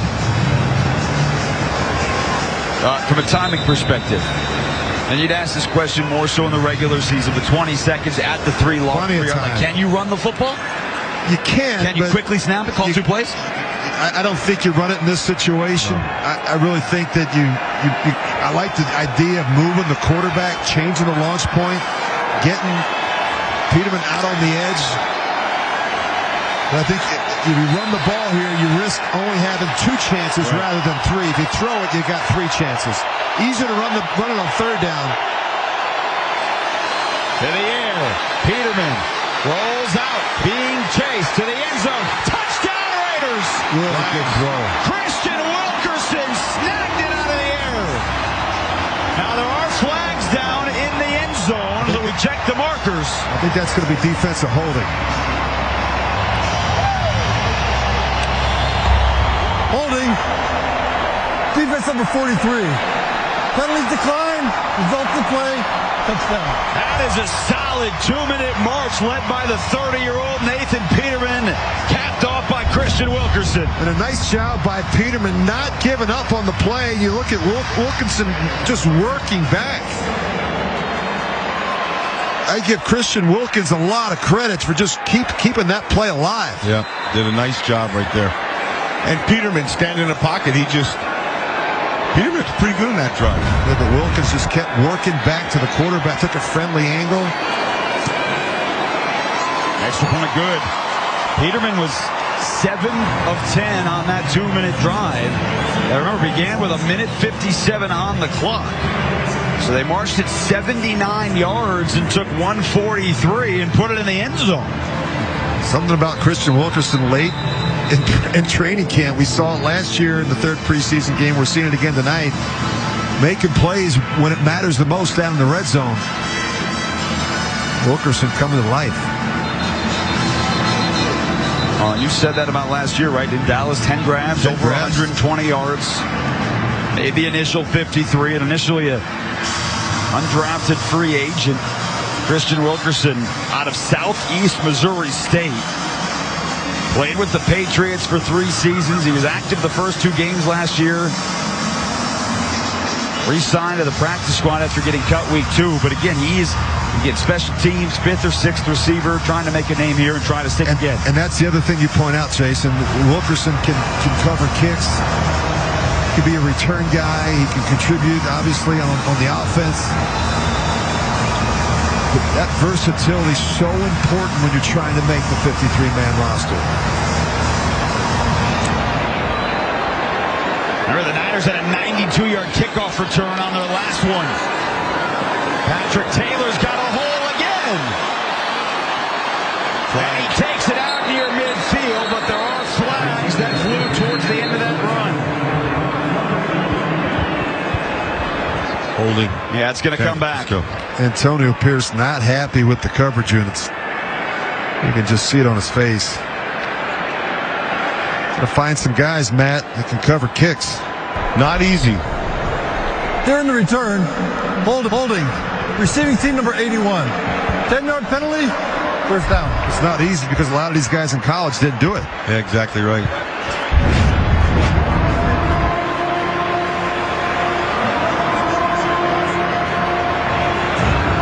Well, there's a hold on the top and on the bottom, so take your pick. Well, but Rich, even if they did do it in college, it's a different kickoff return, right? Yes. You don't have guys running all the way downfield and trying to set up blocks. You have guys 5 yards in front of you this time. Yeah, and Tom McMahon, the special teams coordinator, he's looking for those type of guys that can do it, that can play in space. Guys with short area quickness that can cover kicks and punts. Allen takes the knee down and the kneel down, and that'll bring us to halftime. We'll catch up with Antonio Pierce here in just a second. But look, this has been a very entertaining first half. A lot of explosive plays on both ways. So a lot of very entertaining things happened here towards the end of this first half. Raiders an 81-yard punt return for a touchdown. Tyreek McAllister had the punt return for a touchdown and a great 2-minute drive to finish the first half. Antonio Pierce now with the headset on joining us. Coach, that 2-minute drill situational drive, what your takeaway of that touchdown drive? Really good job by the quarterback. Clock situation, good job by 83 getting out of bounds. I think just a good execution all the way. We were going 4 down the whole time, looking to score 7. Coach, you know the importance of special teams. You know how that factors into the decision-making process on that final 53. Tyreek McAllister with the big return. You'll love to see that, but the coverage unit's probably not to your standard tonight. No, not at all. These are the guys that's trying to make it there on the bubble. That's not acceptable. Yeah, Antonio, the thing I'm looking at is your run defense. And they got a little bit pushed around up front in the beginning. How you got to straighten that out? Yeah, we got to get off blocks. We got a lot of guys getting one-on-ones, and we're just staying latched on, allowing that just to crease right through down the middle of the field of our defense. That's not how we play football. That's been a problem the last 3 weeks. We got to continue to work on that. Coach, we appreciate it. Okay, thank you. Antonio Pierce will hop back into the locker room. The defense, though, did have 3 sacks tonight here in the first half. And a takeaway. Chris Smith had the interception off the Sam Webb deflection.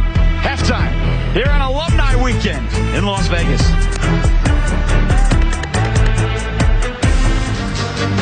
I had a dream that someday I would build the finest organization in professional sports. Starts with us, it ends with us. It was the greatest feeling in the world. Makes it over the shoulder, catch! Old man Willie!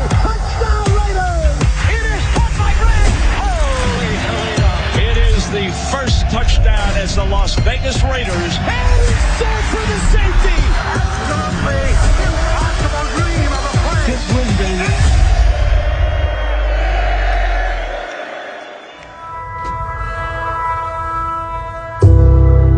The birth of the American Football League led to the inception of the Oakland Raiders in 1960. Councilman Bob Osborne, what is the new name?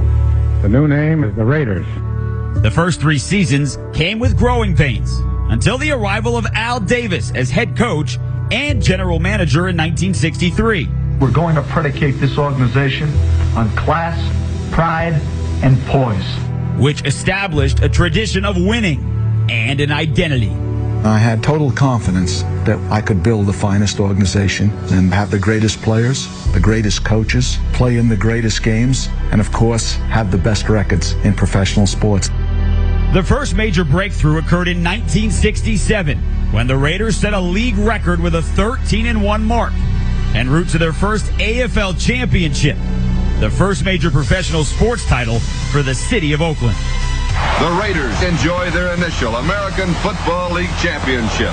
Unified in their commitment to excellence, the Silver and Black would capture 3 world championships of professional football. Old Man Willie, touchdown Raiders! Kickoff, Rod Martin the third time today! Holy Toledo! Between the 1976 and 1983 seasons. The Raiders have won the Super Bowl championship. They are the world champs. This was the finest hour in the history of the Oakland Raiders. Just win, baby. A legend, a maverick, and a pioneer. Hall of Fame owner Al Davis passed away in 2011. Since then, his son Mark has taken on the mantle in guiding the Silver and Black. The fire that burns brightest is the will to win and the greatness of the Raiders. Is in its future. Just win, baby. Today, that fire still burns bright here in Las Vegas. I look forward to fulfilling the promise of 2 legacies and 1 future for Raider Nation in Las Vegas. And embracing the Raider way, pride, poise, and passion. When you talk about commitment to excellence, just win, baby. Once a Raider, always a Raider. I've heard of it, I know of it, I've seen it. But when you walk in this building, you can feel it. It starts with our DNA. Ill intent, physicality, toughness, speed, attitude, full-blown effort. Raider Nation. That bad boy good. 7 memorable decades. 30 Pro Football Hall of Famers. 25 postseason victories. 5 AFL and AFC championships. And 3 Super Bowl titles. Though names, faces, and locations have changed, one constant remains: the unyielding will to win.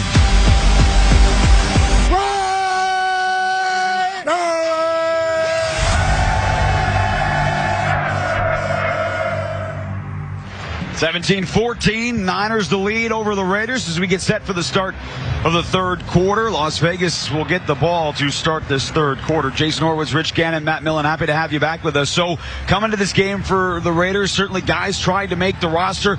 You had a lot of spark plays, 3 sacks and a punt return for a touchdown and a 2-minute drive to cap one off before the end of the half. Love what I saw at the end of the half with Nathan Peterman in that drive. Real poise. We talked about his comfort level in the system, having played the last 2 years in Chicago for Luke Getsy, at least being on that roster. And I think that's certainly helpful.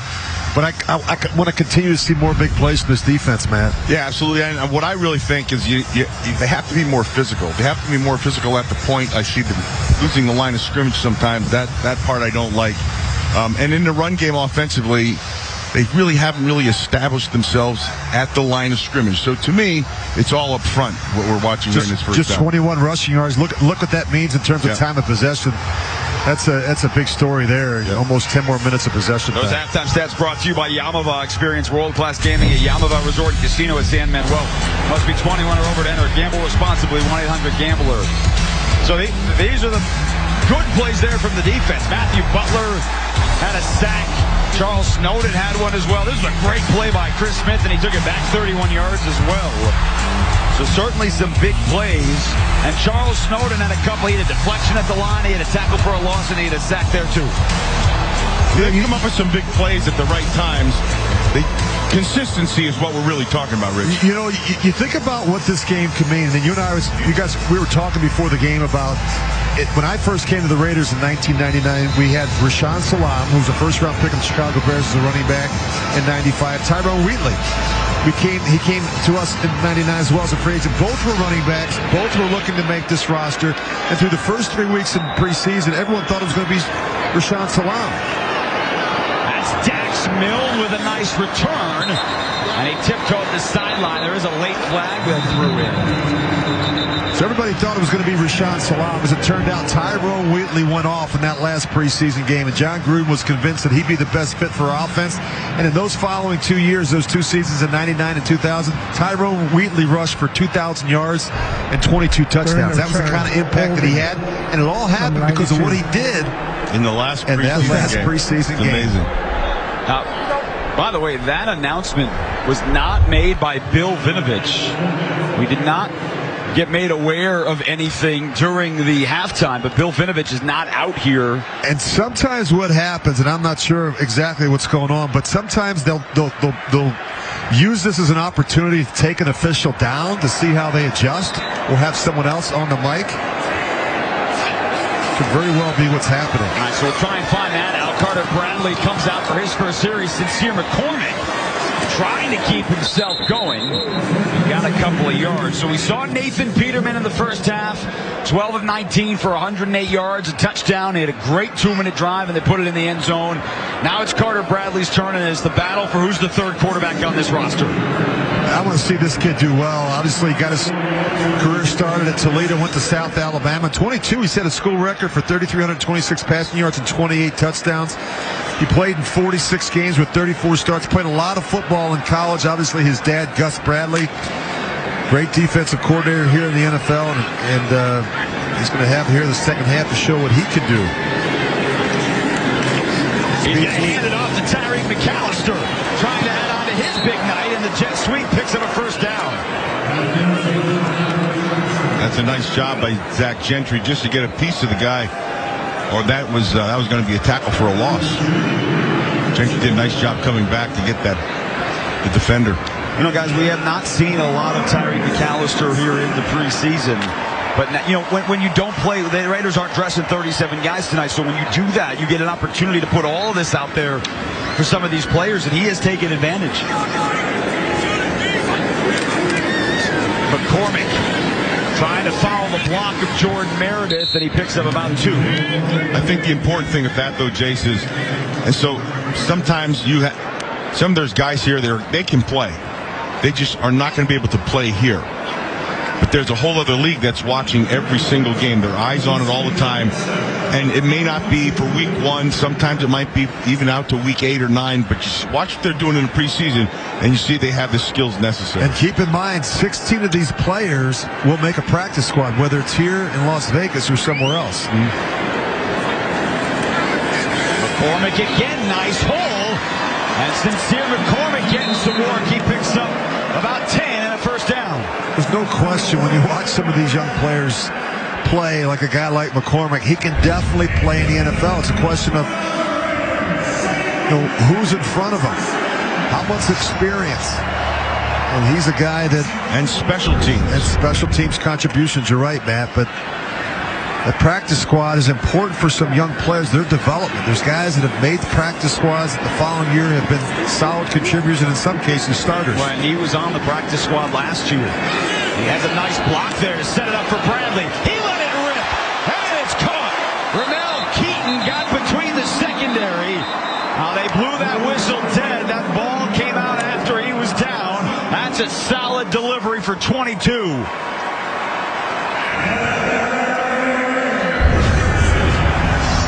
Yeah, this is good block here. Yep, and this is one thing you have to learn to do as a running back. Most of those guys do. That ball was perfectly thrown, but most of the running backs who come in and they're so used to running, they don't understand the blocking concepts. It takes them a while to get it down. and they struggle, and then you don't want to put them out there. You don't want to get the quarterback hurt, Matt, not knowing what to do or how to do it. Right. He stays in the block again. Bradley stepped up and delivers. What an adjustment! Oh, man! Tyreek McAllister is in the end zone again! Well, two things there. You got to give the quarterback some credit. That's a really terrific job there by Carter Bradley, avoiding the rush and then giving McAllister a chance to make the play. But, Jason, as you point out, that was an incredible catch. Watch the quarterback climb the pocket. And watch this adjustment by McAllister. That is not an easy catch. No, that's a great concentration. He came back to the ball just the way you should want him to. Ball was a little on the underthrown side. Wow. That's a great catch. Love that Carter Bradley gave him a chance. Bradley was 3 for 3 for 61 yards. McAllister a couple of grabs. And so the Raiders end the first half with a 2-minute touchdown drive. And they start the second half with a solid 1-2.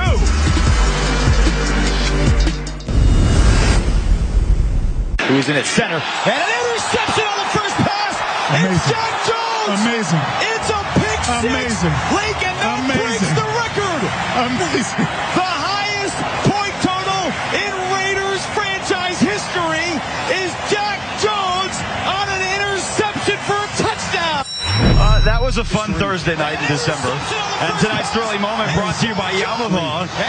Raider Nation voted that play as their favorite from this decade. And earlier tonight at halftime, Rancho High School football team, they recreated that iconic interception from December of last year, as well as a lot of other great plays in Raiders history as we have the celebration of the 65th season this year in Raiders franchise history, all tonight on Alumni Weekend.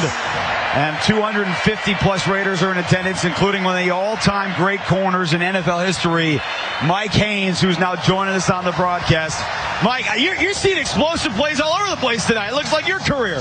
Hey, I love it. I mean, this is the way I remember football being played. It's been great today. Well, not so much the kickoff, though. This looks different for you, though, right? Well, let's see what happens here. We already had one touchdown go that way. Uh-oh. Yeah, this one's going to stop at a normal spot, the 28-yard line. That's my old roommate down there, Michael Haynes. How are you, Mike? I'm doing great, man. How are you? I'm hanging in there. We just had a chance to talk just the other night. One of the things I wanted to bring up about here was how defenses change when you start having a lockdown corner. Now, we happen to have two. Right, we had you and the Judge on the other side, but when you showed up, that changed our defense completely, and we just were able to take teams and just lock them down.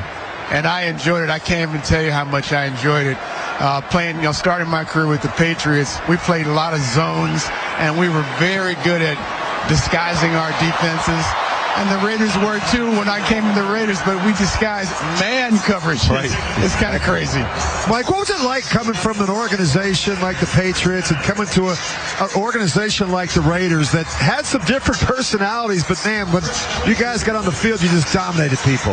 Well, for me, it was a lot of fun, because when on the Patriots, I just felt like we were smart and we were going to outplay the other team, outsmart them. When I came to the Raiders, it was like we were going to outman them. We were just better athletes. We're just going to beat them. So it was a lot of fun for me. Mike, how you doing physically? Well, good. I've had a lot of challenges with my health, but I'm 71, man. I got 40 more years to go. So more power to you. I'm doing great.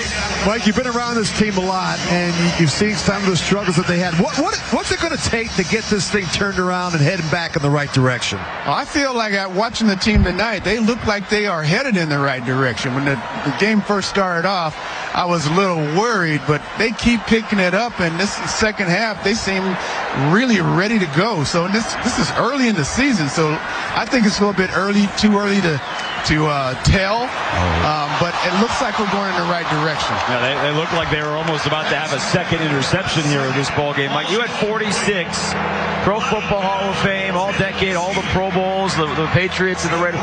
Anything stand out to you more than anything else about your career? Not really. My career, it was like our defensive coordinator, you know, he had to be the guy that was going to put us in position to play really well. And on the Raiders, we play a lot of man because we had Lester on the other side. We had a great pass rush with our defensive line with guys like Howie and Lyle Alzado and the guys like that putting pressure on the other team.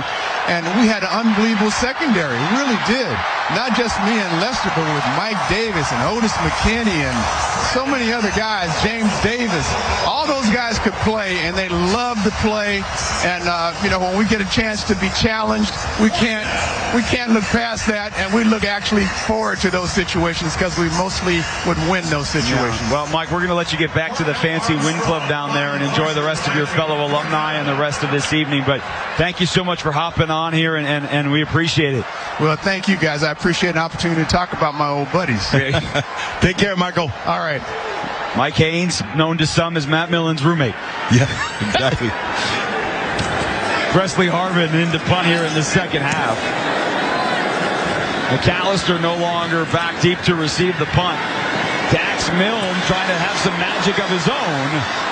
And the Raiders will start inside the 15-yard line on a 4-yard return after a punt of 41. It is fun to be around all these guys. And man, oh man, is Tyreek McAllister had a fun night too. Raiders up 21-17. I know that guy on the left. That's Rich Gannon. Well, that's a long time ago. That is, and our buddy Eric Allen.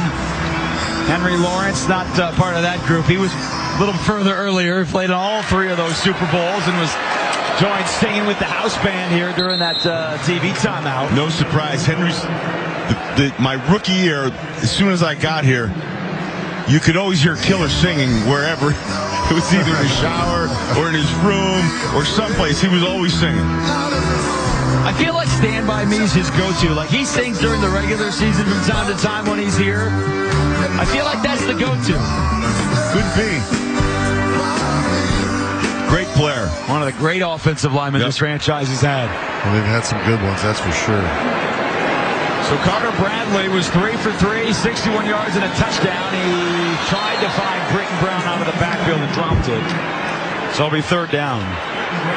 I'll tell you what, I know the focus, Rich, has been about the first or second quarterback this entire offseason and the preseason. And we haven't seen a ton of Carter Bradley. We never saw Nathan Peterman until tonight, but those two guys, Bradley and Peterman, are giving them something to think about for who's going to be the 3rd quarterback. And that's all you can ask for, just taking advantage of the opportunity that you get, taking advantage of each rep, and that's why these reps are so important for Carter Bradley here the rest of the way. Quick throw, he threw it behind Ramel Keaton. Would have been a first. Yeah. Needed to be a better throw, more accurate. Now, some of these quarterbacks, they have to learn to change pace. Yeah. It's not how hard you can throw it, how fast you can throw it. It's throwing and catching a ball, getting the receiver into the transition to run, and ball placement. Getting them on the upfield number, not making them change their gait and slow down to catch it. Accuracy, that's it.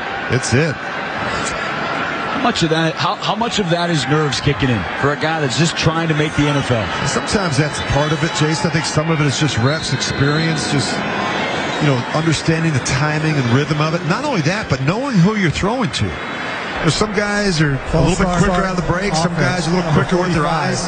Repeat 4th down. By the way, to wrap up the story from earlier, that's Todd Prukup, who is the back judge. And as you mentioned, Rich, some of the games here in the preseason, they are eliminating one of the officials to kind of see how it goes just in case something happens during the course of a game. We talked about Bill Vinovich, our referee, to start this game. And we were not alerted that was happening. He is standing right there on the sideline. Yeah, so this is a great way, because what happens is, you get an official that goes down, whether it's a line judge, whether it's a referee, you have to be able to make adjustments. And this is good practice for the officials as well. A.J. Cole gets a great bounce. Ronnie Bell has some space on the run. Breaks out of 1 tackle and 2 and 3. And Ronnie Bell still going. Well, I don't know who's going to make the Niners roster, and we don't know who's going to make the Raiders roster. But man, oh man, have the folks who have been returning kicks and punts tonight been very good on both sides. The last couple of quarters to make the 53 for the Niners and the Raiders.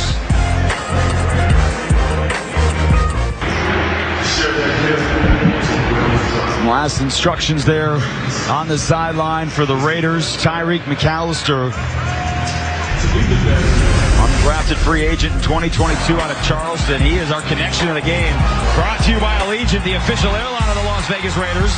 Low fares, nonstop flights booked now only at Allegiant.com. Well, that was the adjustment made. But it's it really has been, guys. I mean, we've talked about big plays, and the Niners have had some too. But Tyreek McAllister's put on a show tonight. I told you that story about Tyrone Wheatley going off in the last preseason game in 1999 and making the roster and going on to having a really successful career with the Raiders. And you look at, these opportunities that some of these young players get. Tyreek McAllister, punt return tonight for a touchdown, big reception for a touchdown. He's certainly making a statement here in this last preseason game. Joshua Dobbs now in at quarterback for the Niners. So Brock Purdy started, played 3 possessions. Isaac Guerrero chopped down on the carry by Rashad Williams. But Josh Dobbs, journeyman in the league, made a lot of headlines last year. Started the season with the Arizona Cardinals, was traded at the deadline to the Vikings when Kirk Cousins torn his Achilles, and he got out to a great start with Minnesota, and now he's trying to make it on as the backup quarterback to Brock Purdy. It's amazing how quickly things change in this business. He was a fan favorite for the Vikings for a couple weeks, and then he kind of fell off the radar. But 8 teams in 8 years: Pittsburgh, Jacksonville, Cleveland, Detroit, Tennessee, Arizona, Minnesota last year, and of course the 49ers hoping to make the roster this year. Devin Latu tackled by Sam Webb, whose helmet came off 9 yards. Josh Dobbs is an interesting guy. He went to the University of Tennessee, and I believe he was a chemical engineer or electrical engineer. Aerospace. There it was. He was some type of engineer. He's a smart dude. We are a 3-man tag team up here. Yeah. I was going to just say a Lehigh engineer and get it over with. Yeah, that's it. But, he's a guy, Matt, can learn to playbook pretty quickly, I would assume. That's right, aerospace engineer. I think he did some stuff with NASA, if I'm not mistaken. Yeah, he had an internship during his days at Tennessee. Guerrero again. Isaac Guerrendo's been pretty impressive tonight, too. 4th-round pick out of Louisville. Had first 4 years at Wisconsin last year with Jeff Brom. When Louisville made it to the ACC championship game, he's a guy, and we've seen it tonight, Matt, tough to bring down. He's a big back at 6'2", 221. Yeah, and his legs never stop in motion. He's always keeping them churning. Has really good balance, by the way, also. Got 8 carries for 27 yards. He also had a 92-yard kickoff return tonight. Did not make it all the way to the end zone. Was tracked down at the 5. Dobbs going to throw. He lets him out to dry, and a nice tackle. Jaquan Shepard made the stop. That'll set up a 3rd down. As a quarterback, you have to see out in front of throws, and the last thing you want to do is lead the receiver or the back into a head-on collision. That could have been worse.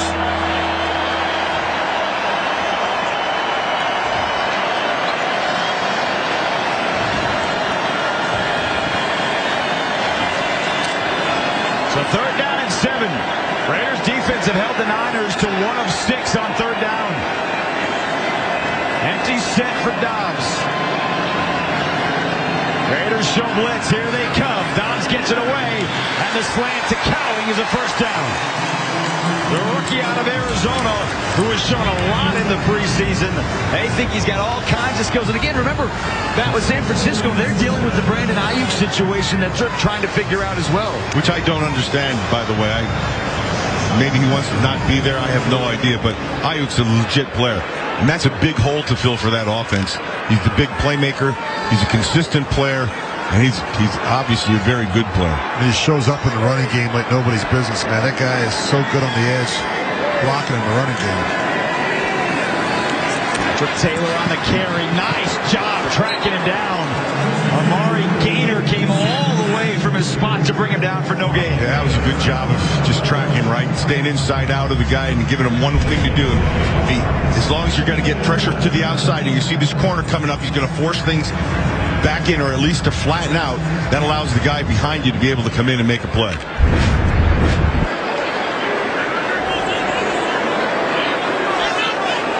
Now, Max Crosby's got a nice smile on his face. Wonder what he's talking about. Dobbs quick throw. Gaynor at a stop. And his teammates come to help him as well. Braden Willis, the catch. That little hook route, that little Hank route over the ball has been very effective tonight for the 49ers, regardless of what quarterback's been in there. Right in the middle of those linebackers, man. Yep. And when they're dropping, there's a void and right to the middle of the field. So if you can find it, you take it. They're down and 1.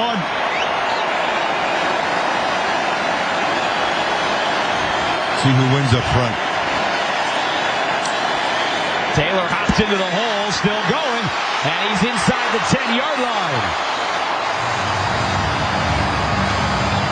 Gainer made his 6th tackle of the night, but it's a 12-yard run.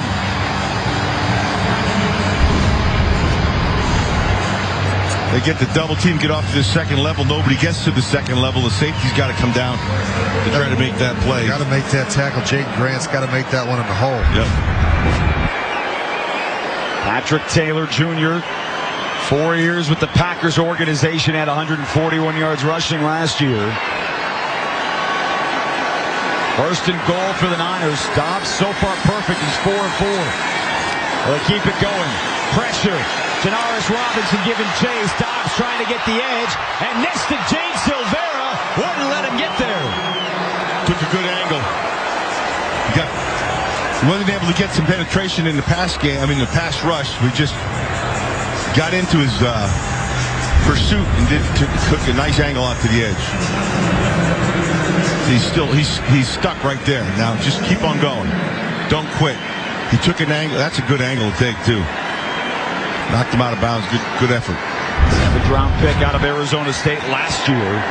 He began his college career at Miami. There's a lot to like about his energy in the camp in the preseason last year too. Empty set, Dobbs on the roll line. He's got men in his face, and he's sacked. It's Amari Gainer. And the Raiders have their 4th sack of the night. Good penetration, a little quarterback sweep, unusual to see that, but you just watch the linebacker get up the field. This is well done, Matt. Yeah, he just beats the second tight end. Beats him, gets 2 steps on him, and then sports it back inside. Sets up this 4th, or 3rd rather, I should say. 11th play of the drive. We talked about some of the defensive players to watch heading into the night. They haven't gotten a consistent pass rush on this guy. They need to get pressure on him. To the end zone, and it's caught. Great throw. Dobbs threads the needle to Jacob Cowing. A rookie out of Arizona with a 10-yard touchdown grab.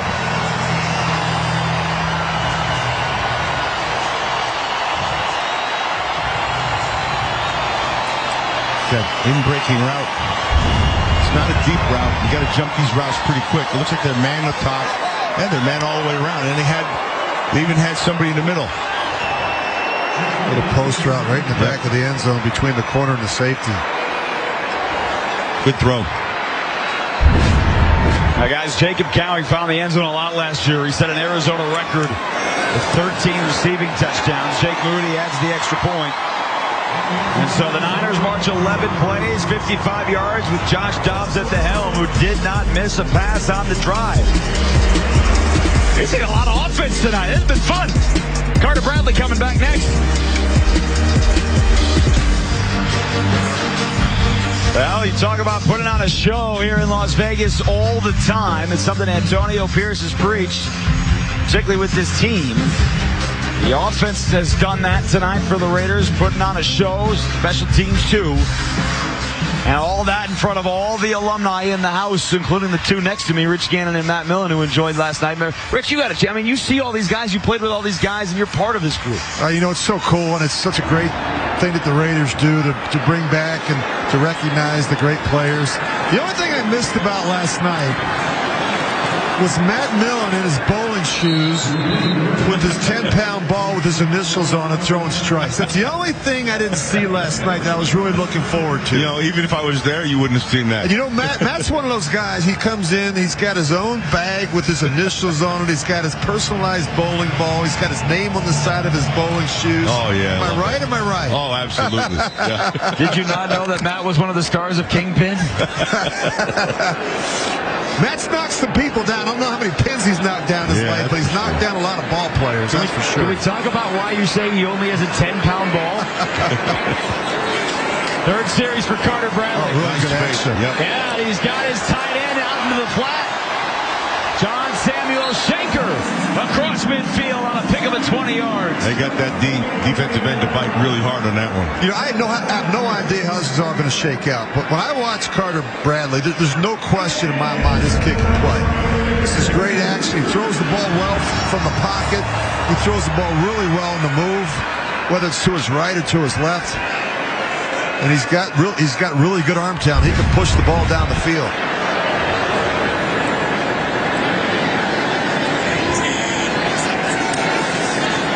Play to McCormick. Dalton Wagner trying to get out there, and a flag from the secondary.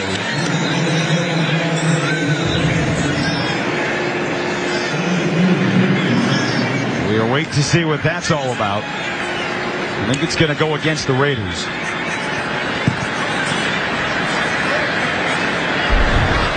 Holding.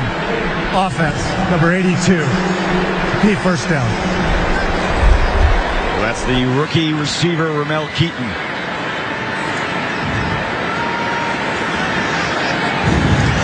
Speedster out of Tennessee.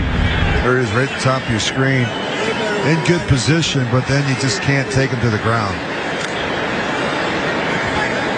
When you're at the point of attack, when the ball's coming in your direction, you got to be disciplined with your hands and with your technique. All you have to do is just body block him. You don't have to really knock anybody down. Bradley. Ooh. Keaton stopped on a heat-seeking missile that was thrown. So it'll be second down and 20. He made a business decision. I think he saw some traffic in there. He said, you know what? I'm just going to shut it down right here. So Bradley's 4 of 7 for 79 yards. And he had that 35-yard touchdown pass on the great grab by Tyreek McAllister.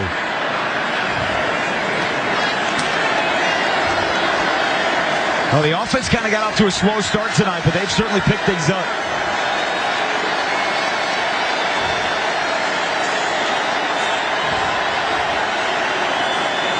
Nice protection into coverage, and it looked like they might have gotten early, but no flags against Terrell Bynum, the intended receiver. And Bynum could have helped the quarterback by coming back down the stem. When you get up to the top of that route, you've got to keep working back towards the quarterback as opposed to working away from the quarterback.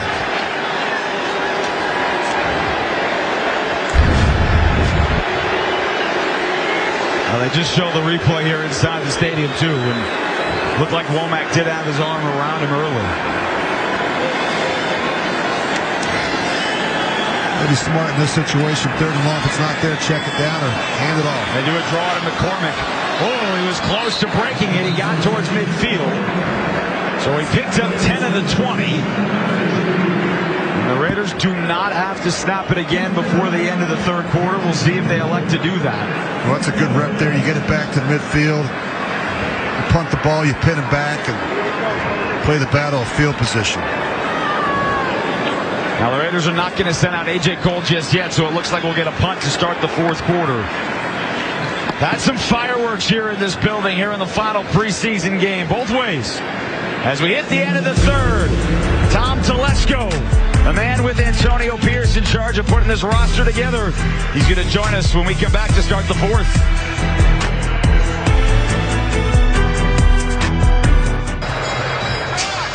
The alumni in town, good fan crowd on hand here for the final preseason game, and they've been treated to some big-time plays here, 24-21 as we start the fourth. The general manager of the Las Vegas Raiders in his first year with this new team, good enough to join us, Tom Telesco. there's been a lot of good stuff here tonight. There's been a lot of explosive plays here in this ball game. Yeah, the offense started a little slow, but we got it going a little bit there at the end, and it's a great chance for these guys to get really a full game. A lot of these kids, they haven't played a full game since college. Preseason's hard as you play so many players, but they're getting a full look tonight. Definitely there. Yeah, no question about that. Obviously coming in here, the quarterback conversation, and you guys announced Gardner Minshew this week. What went into that decision over Aiden O'Connell? Yeah, obviously it was really close. It was close throughout training camp. Both played well against Minnesota. Last week, both had some good throws, and then they both had some throws they probably would rather have back. But in the end, I think experience kind of made that slight edge there with Gardner, and hopefully Gardner will thrive here, just like this Rich Gannon did when he came in as a Raider later in his career. That's the hope. But it was a close competition, but we're excited about Gardner right now. All right, Tom, this is a tough part of your job. These next 24 hours, 48 hours, you're going to grade and evaluate the film. You'll meet with the coaching staff, and you'll start having those conversations. Just walk us through what that's like, because you've developed relationships with these guys. You've gotten to know these players, and you've seen them put the hard work in. I know this is one of the most difficult parts of your job. Yeah, the decisions on the roster, they kind of play themselves out throughout the preseason. That's not the difficult part. The difficult part is what you just said. We got 37 players that this organization has a relationship with. We've invested in them. They've invested in us and done everything that we've asked.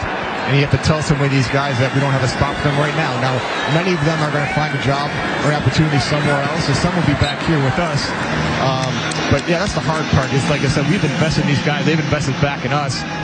But it's professional football, and we'll make those tough decisions.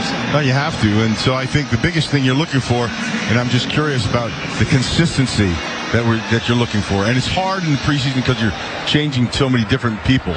But that's still what you'd like to see. And how much have you seen? Well, you need that, because in the regular season we have to have that consistency. Right. We can't have this roller coaster up and down. Obviously, with a younger player, you're going to have that roller coaster sometimes.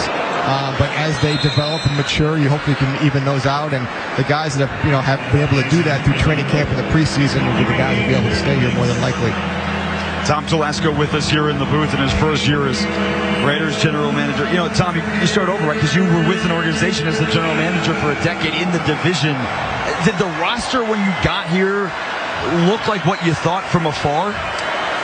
It's so much different when you look at the roster as an opponent than when you're actually here. I knew there was some talent here, but until you actually get here and get a feel for everybody, you don't really know. It's just completely different when you're inside the building. But there's a lot of pieces here. We also know we have a little ways to go, but there's a lot of pieces here to work with. And we'll start to see those more once we get in the regular season. I kind of like what Peterman was doing here today. Veteran quarterback. He's been through it a lot. We just signed him 2 weeks ago. Yeah. Obviously, he knew the offense pretty well from being with Luke Getsy with Chicago the last 2 years. That helped him. He's got some poise too. He's got a quick release. We started out slow on offense, but they picked it up with that last drive before the half. Talk a little bit about this defense. You go out and make a big move to bring in Christian Wilkins, and what that could mean not only to that defensive front, but to Max Crosby and Coons off the edge. Yeah, we're just trying to feed that defensive front the best we can. That ball's on the turf. That's hot, too. Yeah, it is. And it looks like the Raiders have their second takeaway of the night. Now they will undo the pile there, and that's the new guy who's hoping to be a lot of on the other side on the field. And the Raiders do have the takeaway. It's Phelan Sanford, the former Nebraska walk-on, who comes away with the fumble recovery. I just love seeing that energy on the bench from our veterans that aren't playing tonight. They're into this just like the guys that are playing. Tom, talk to us about the role of some of these young players in the kicking game and how important that is. You look at position versatility, whether it's an offensive player or defensive player, but how they can help you guys in the kicking game could ultimately determine whether or not they make this 53-man roster. That's how they earn a job in this league as a young player, is to have a big role on special teams. whether it's, one, two, or three, whether it's punt, return, kickoff, return, whatever it is, you can have a role there. And then that gives you a chance to keep developing at your position. But it's just critical to have that. So to that point, by the way, Phelan Sanford was huge in special teams at Nebraska. That was what his calling was. Matt and I had a chance to see him calling games on Big Ten Network. Tyreek McAllister, right? Punt return for a touchdown tonight, 35-yard. He is putting a lot of big plays on tape here in Game 3. Yes, and he's a great example of that. Makes some plays on special teams, gets some more work at receiver. And he's got another grab inside the 10 on a great throw from Carter Bradley. I mean, really, he was a running back in the CFL, so the receiver position is new for him. But he's kept developing through training camp, through the preseason games, so I'm proud of him. I like what I'm seeing from Carter Bradley, too. Yeah. Tom, you could tell he grew up in a football family. His dad was a coach, and he's the guy that's done some good things when he's had the opportunity. Yeah, he was raised right. If you guys know Gus Bradley, which I think most of you do, football family, great family. And then as a quarterback, he's tough, he's athletic, he's got a quick release. He's done a really nice job tonight. See if he can punch this one in here. First and goal, the toss to Sincere McCormick. And he was met a lot by the Niners. Now a late flag through 2. Tom, I think sometimes people don't realize, you're looking at this roster. Defense, number 49. You're looking at this roster, you're looking at these players, but there's also other teams here looking at these players in this roster, and you guys are also keeping your eyes open. I mean, this is a crazy 48 hours here for you and for the rest of the staff. Yeah, it's a critical time. Champ Kelly, JoJo Wooden, Ben Chester, they kind of head up all of that of trying to know the whole league, who could be released, who could be available for a trade, and then how they could help us. And it's a lot of work that goes into it, and believe me, it starts way before this weekend. And we'll be hitting it hard the next couple days and try and see what comes out that could help us. We'll go from there. What's the one thing that you'd like to be able to strengthen?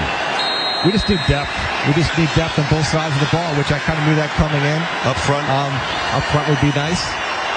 Just give away all of our tricks here, Matt. That's just great. Love seeing Carter take control. This is great. They got plenty of time on the play clock. It's still at 8. Got down the high snap, and McCormick tried to hop into the hole. But it'll be second down and goal. Well, and tonight's been the chance to observe all the guys trying to make the roster on the offensive line because none of the starters played. Yeah, they've done a nice job throughout the preseason. Haven't given up too many pressures. Pass protected really well. And really, you cannot have enough offensive linemen on your active roster and your practice squad. We'll keep as many as we possibly can as we go into the year. But really, these guys did a really nice job throughout the preseason.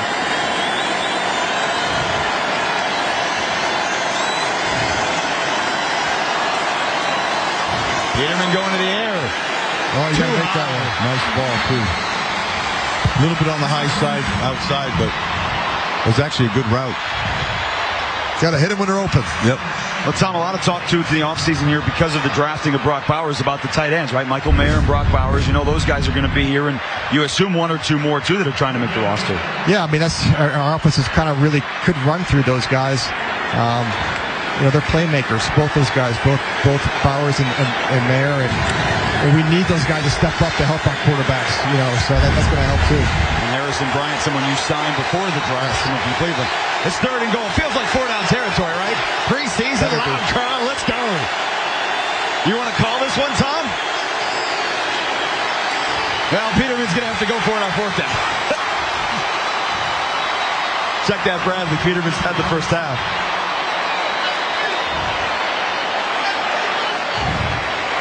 All right, you running, you passing. What do you want to see here?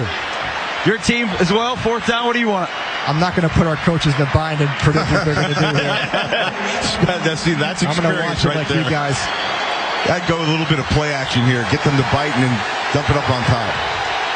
And all the guys on the sideline, Devontae, Gardner, they're all up. They want this in the end zone in front of Marcus Allen. Somebody's got to win up top. You got man-to-man coverage. Yep. Bradley lobs it for Ramel Keaton, and it's intercepted. Picked off by Darrell Luter Jr. in his second year out of South Alabama. Now Tom will stay with us. We'll step aside here in the 4th. Raiders unable to take the lead.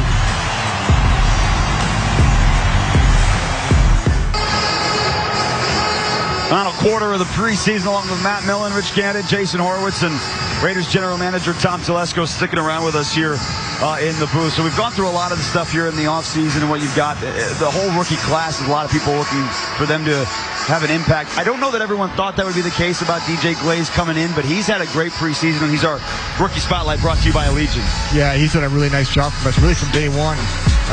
He can play left and right tackle, which is really important for a young player. But he was 21 when we drafted him. I think he's 22 now. But he's very mature and poised. Like he's a steady player. Just never gets fazed by anything, which is it's hard to do for an offensive lineman, especially at his age. But he's got really good feet, takes good angles. He's strong. He's got a really great future in front of him. He showed versatility. That's the thing you'd like to see with a young offensive lineman. He could also play down inside if he had to. I think he could. That was one of the things we liked about him as far as playing either side at tackle or possibly guard. Which, if you're not going to start, you're going to have that versatility because we're going to only dress at 8 on game day. So having that is big. Isaac Guerrero tracked down from behind. Noah Shannon made the tackle as we hit the last 11 minutes of the preseason. The rookie class, right? You're first with this organization. It's been said many times. You have said it, others as well, that nobody expected Brock Bowers to necessarily be there at 13. And obviously changed the rest of the draft for you guys a little bit. Yeah, I mean, you just don't know how it's going to play out. I mean, Matt's been through this many times as far as the draft process. You go through every possible scenario. If you just don't know what everybody else is going to do, worked out that Brock was there for us, and we expect him to be a big playmaker for us. His versatility, I think, you could really take advantage of because he'll have a mismatch sometimes in these games. Yeah, people keep asking, in this day and age, how you gonna play with 2 tight ends all the time? And I'm not real big on labels. Like you can line up Brock and Mark the Mayor anywhere you want. You can put him in the backfield, you can put him in the slot, you can line him up wide, you can put him on the line of scrimmage. So, yeah, I know they're tight ends on the roster, but we'll find up roles for all those guys. Yeah, I get excited about watching the tape of Brock Bowers at Georgia. And you think about what you guys face in Kansas City with Travis Kelce, the ability to line up as an inline player, the ability to line up in slot, outside the numbers, move him out of the backfield. I think it's going to be fun to see how Luke Getsy utilizes him in the offense this season. Yes. I mean, he can work the middle of the field, and Josh Dobbs works the middle of the field. Jaden Grant the tackle. Yeah, Brock's such a great athlete, but he's also just a natural football player, which you can see when you watch him play. So I wouldn't put him in veteran status, but watching him at camp, it just feels like he's got a really good feel for the game already as a young player, and we're going to need him. And this is a look, Tom, at the entire draft class from what I'm sure feels like a gazillion years ago. It's only 4 months ago, back at the end of April. Your first draft class here, and a lot of these guys, as we talked about here on the broadcast in the preseason, whether they're starters or role players, they're expected to have a role on this team early. Yeah, they have to. The days of redshirting young players have really gone. These guys, even if you're a practice squad player, you're essentially a backup at that position. So you have to be ready to play. But, we need some contributions from these guys and from last year's draft class. How exciting is it now? You're getting so close to the start of the regular season. This 53-man roster will be decided here in the next 48 hours. But to see this thing from the beginning, when you got into the building, started to make these trades and make these acquisitions in free agency, the draft, to see it all come together, and then to go on the road week 1 against your former team, it's got to be exciting to see this organization kind of put their best foot forward here to start 2024 Can't wait. season. We opened with that team out west in the first game, and these 2 weeks will just take forever because you're excited for the regular season to start. It's been a long training camp, but you're trying to get everything together. And just can't wait to get going. And last one for me, Tom. You think about the evaluation process. A lot of people look at these 3 preseason games. You've got literally maybe 1,200 snaps to look at, whether it's OTAs, mini camps, practices, and training camp. I mean, that's a big part of the process as well. We probably have had as many offensive, defensive snaps in training camp as I've ever been around. So there's been plenty of work for everybody, for development, for evaluation purposes, and we'll have plenty. And intentional, I would assume, another run there for the Niners and another tackle by Amari again. You would think that it was intentional. Yes, it was on both sides of the ball. And I loved how Antonio ran practice and training camp. It was tough. It was tough and physical, which I expected going in, which I loved. And we worked a lot of 11 on 11. Probably the most I've ever been around. Sorry, I was just going to ask. I said, so you're around this team and you know it, and you can see all the different pieces, and you also know where the numbers are and what you have to get to right now. And so you're looking at a couple different positions. How many positions? I'd say at least 4 or 5. those position numbers are flexible, so it's not like, hey, it can only be 5 receivers. It could be 6, right? As far as the tight ends, it could be 3, could be 4. With safeties, it could be 4 or 5. Corners, it could be 5 or 6. So you kind of have to start maneuvering around and then trying to play some strategy too, because there are going to be some guys that we want to keep that we may want to just put on the practice squad. So you just have to try and figure that out too. But you have to be flexible with the numbers. We'll work on it the next couple of days and get it figured out. By the way, you said that team out west week 1. Is that what we're officially going with? Like Ohio State calls Michigan that team up north a week from now, doing that too? That just came out. I don't even know how that came out. But yeah, we can put shirts that say TTOW. Dax Milne back deep to return this punt, and he's going to call for a fair catch. Tom, we know you got a lot of work to do in the next 48 hours. Thank you so much for all the time up here tonight. It's great. Thanks for having me on. Appreciate it. Great first season. Appreciate it, Tom. Tom Telesco in his first season as general manager of the Las Vegas Raiders. The final preseason 4th quarter coming up.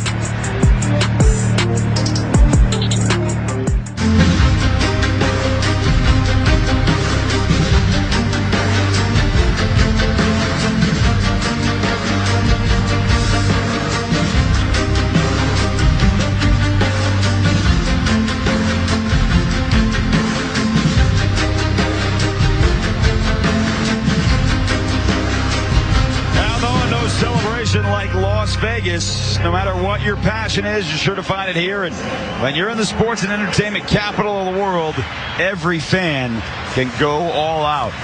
Now, Raiders fans hoping that Gardner Minshew can ball out this year, named the starting quarterback on Sunday. Rich, your thoughts on what it's going to have to take for him to be successful this year? Yeah, I want to see him do well. Here's my goals for Gardner Minshew this season. You got to play all 17. You got to be up and available for your teammates each and every week. I want him to complete 70% of his passes. He's a career 62% completion guy. That's got to be better. Ball security. Keep the turnovers, Gardner, to a minimum. Give your team a chance to win each week. And finally, most importantly, outwork everyone in the building. And if you do that, you got a chance to really take control of this football team. But we're counting on you, brother. I'm excited to see what Gardner Minshew can do with the 2024 Raiders. I asked you when we were doing pre-show prep and you had that graphic up because a guy, as you just said, career 62%. Is 70% realistic? It's probably, there's 1 or 2 guys maybe. Back in the day, it was almost impossible. The rules have changed. The game has changed. But 62% isn't going to get it. The best guys in our business are up there around 67, 68, 69%. That makes a big difference. And I think that's an area of his game where he could be better. Carter Bradley hit as he throws. And wide of the mark looking for Britton Brown. Solid pressure from the Niners again. They don't really push the ball down the field that much. So you're talking about an intermediate to underneath game. And so that's why a 70%, especially in this offense, this 70% is doable. That's the goal, and you may not get it, but if you're up there around 68, 69%, it's a lot better than what we've seen from him in the past at 62%. And I think, ball security for a smaller quarterback, that's going to be important. You're not trying to make every play a home run. Just taking what the defense gives you and being disciplined. Pressure in the face again. Evan Anderson, the rookie out of Florida Atlantic, has done that a lot tonight, especially here in the second half. So the Raiders will have to punt it away again. Think about good offensive football. It's discipline when it comes to the penalties and ball security. You have to be a smart team and win the turnover battle each week. AP has talked about that. You can't win in this league until you learn how not to lose.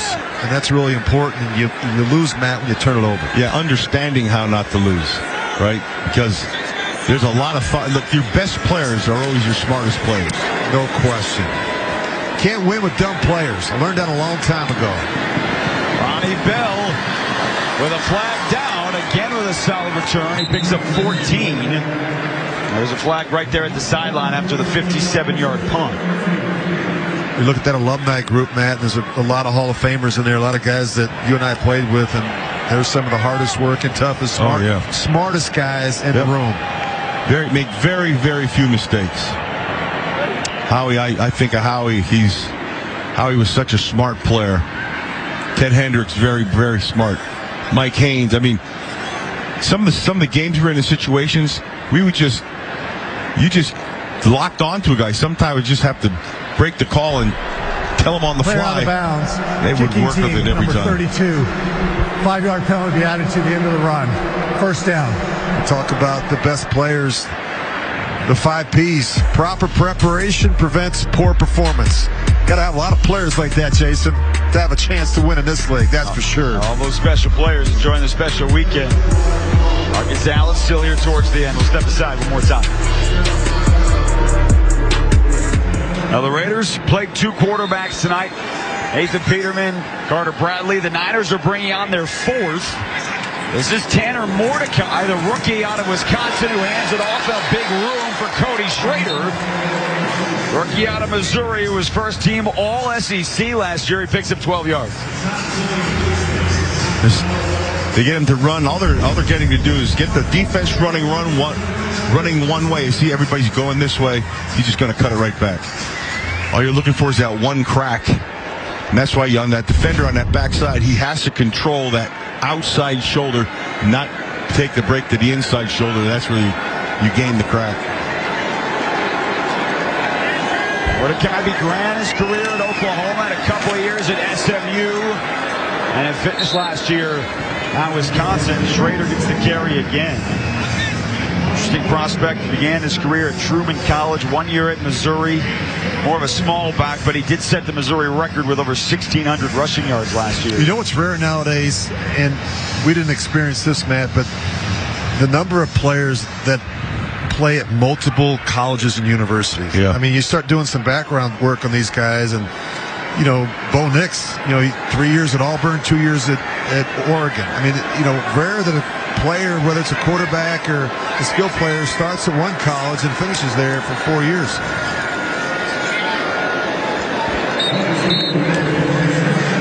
That trend's going to continue. Yeah, with the NIL money, and it's a different world right now. I think I'm not crazy about it. One of the things that really concerns me is if you go to a place and you don't play right away, or somebody beats you out, you say, well, I'm going to go somewhere else. Right, exactly. What about sticking in there? What about beating the guy out at some point? What about overcoming some adversity? It just seems like a lot of these players, it's not unusual to see a player that's been at 3 different colleges in a period of 5 years. I think they're going to have a salary cap in the NCAA. Yeah, right? Yep. Because what's going to happen? You got places like Ohio State, and Michigan, and Alabama, and LSU that have the resources, and you have other schools that simply don't have the money to do that. It's going to be like the New York Yankees in a big market with all the payrolls and the big budgets, playing a team in a small market. It's not really fair. All right, so this is the first time tonight that we saw this. Riz, you and I saw this last week about 3 times here. Remember, the NFL is trying out the virtual measurement system in some of the stadiums here in the preseason. It's not about where the ball was spotted, per se. The virtual measurement is just to see if, in fact, with the spot, if they have a first down without bringing the chains out. So if you haven't seen this is like in tennis, right? When someone challenges the call, the chair umpire, nobody has to worry whether he called in or out. It's just, ooh. Well, I think one of the worst challenges that coaches make is when you have a situation where 3rd and 1 or 4th and goal situation. Well, let's take a look here. Hold on. This is what it looks like. Yep. And it's short. It's short. But where you have a big scrum, and the line judge comes in to try and spot the ball, and you challenge the spot. You can't tell in a scrum where the ball is. Exactly. And you rarely see a situation like that where it's overturned. And I think this new technology may help some of those situations. Yeah. All the coaches want is to get it right on the field. I think we have the technology to do a much better job. So 4th and 1, Mordecai, tough snap. Raiders got in there. Oh, he got pushed back. He got pushed forward. The spot is ahead of the 30-yard line, which would give him a first down. It looked like San Francisco jumped on that right side of the offensive line. Initially, he got stood up. Watch this. Yeah, no, he jumped. Yeah, yep. He was offsides. Yeah, look at him get stood up there, and then looks like he's able to push forward. They missed the call right there. Now that's the right guard in now, which is Isaac Alarcon. He used a Decepticon right there. Yeah. Now, I did not have Matt Millen making a Transformers reference here on the broadcast on the bingo card. I wonder where that came from. Oh, nice hit. Nice job stringing that one out. Marquand McCall came down the line. Byron Young, who had a sack tonight, too. And Antonio Pierce is taking a timeout.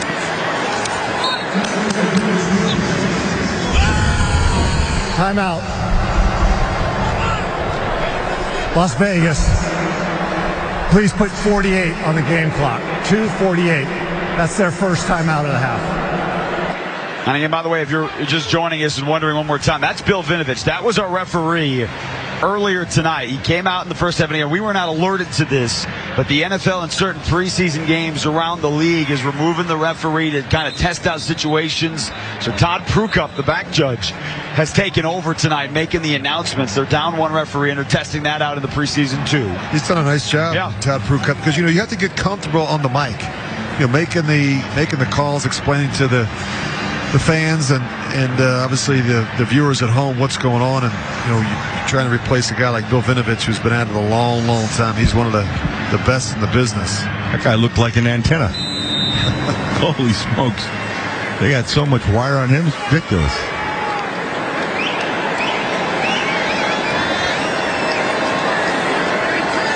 So 2 timeouts left for the Raiders. Mordecai's going to go to the air against his body, and a nice throw to Ronnie Bell. Jaquan Shepard trailing with the tackle. That's a good throw. That's not an easy throw to make as a right-handed quarterback running to your left. Yeah, but you got to be able to set the edge, man. This drives me crazy when I watch how flat you come. Yep. You've got to get up here and look at the quarterback just come around. Look how flat they are going down the line of scrimmage. That's a nice job. Yeah, Mordecai did a nice job getting his hips kicked the way they had to, and his shoulders turned. They picked up 14 yards. The play clock is about a second behind the game clock, so they're going to let this thing run down to the 2-minute warning. They have a fresh set of downs. We'll see if Antonio Pierce, if the defense can get a couple of stops, maybe he'll take the timeouts, try to give Carter Bradley one more time. So we'll see what happens in the final 2 minutes of the preseason. Just about 2 weeks away from kicking this thing off for real. Great pictures of the Raider image with all the wonderful jerseys you can purchase. Get your exclusive team gear at the Raider Image, the official team store of the Las Vegas Raiders. Shop online now at Raiders.com/shop for all things silver and black. Now, who knows? Maybe some of these players trying to make the roster here will wind up having great careers. Who knows? Byron Young makes the tackle. And the flag got thrown from the backfield, and it's going to be against the Niners. Holding. Offense. Number 66. Repeat, first down. Great. Nugent. Correction. In the foul.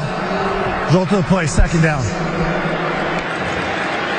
So they declined the penalty. Not sure if you heard that over the mic. The declining of the penalty because you're inside of 2 minutes. He does not have to burn a timeout. The clock stopped. Yeah, an offensive penalty. It's just what the doctor ordered for Antonio Pierce as he tries to get the ball back one more time for his offense.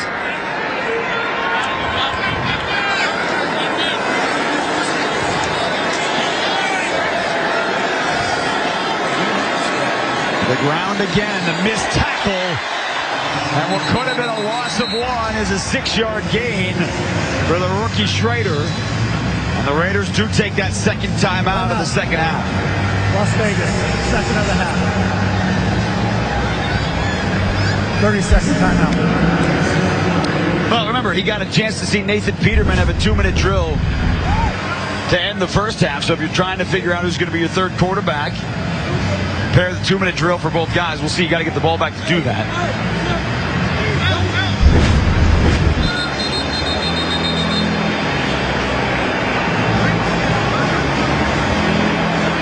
Got some really tough decisions to make. We had a chance to visit with Tom Telesco a few minutes ago, and boy, I hate to be in his shoes. These are, you got to go from 90 to 53. That's 37 players. Some really tough decisions. 3rd and 4. Mordecai looked like he was going to run, and the Raiders were ready for it. Got back to the line of scrimmage, and now Timeout. Vegas takes the last timeout of the half. Las Vegas, third and final timeout of the half. Please, 1:46 on the game clock. 1:46. Well, we've seen this team again. Raiders lose to Minnesota, the last-second field goal. Dallas comes in last week. See what happens here in the last 1:45. But again, all the build-up, guys, to week one, going to Los Angeles to take on Jim Harbaugh and the Chargers. Yeah, and I think what we need to see the most is consistency from both the offensive line and the defensive front. You can see what the Chargers have here with what they've redone to their roster. I like the Joe Alt kid. I think that's a pretty good player. He's at the Dome, so. I play with his brother John in Kansas City, and you look at the losses. Keenan Allen, that's a big one. Yeah. Production there. Mike Williams struggled with the injuries, but Fourth down for the Niners to the end zone, and it's over the outstretched arms of the intended tight end, Mason Pline. Nice coverage by Jaquan Shepard, so the defense does get the ball back for Carter Bradley one last time. Well,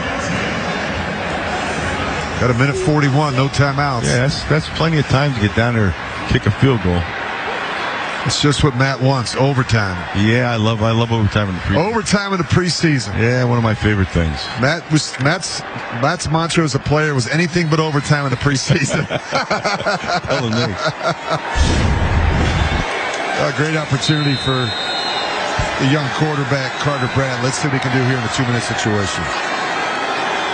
Always good to start with a completion. Oops.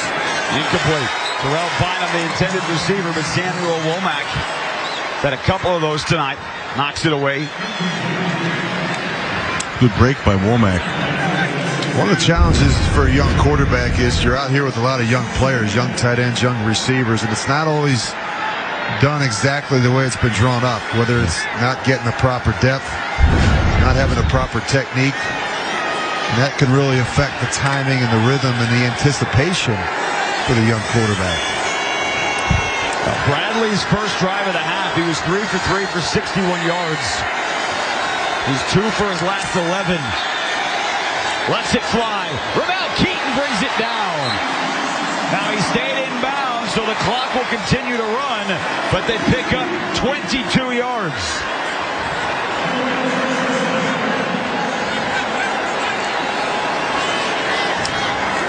Good protection to the sideline. Stay out of bounds. Stay out of bounds. And he does hop out of bounds.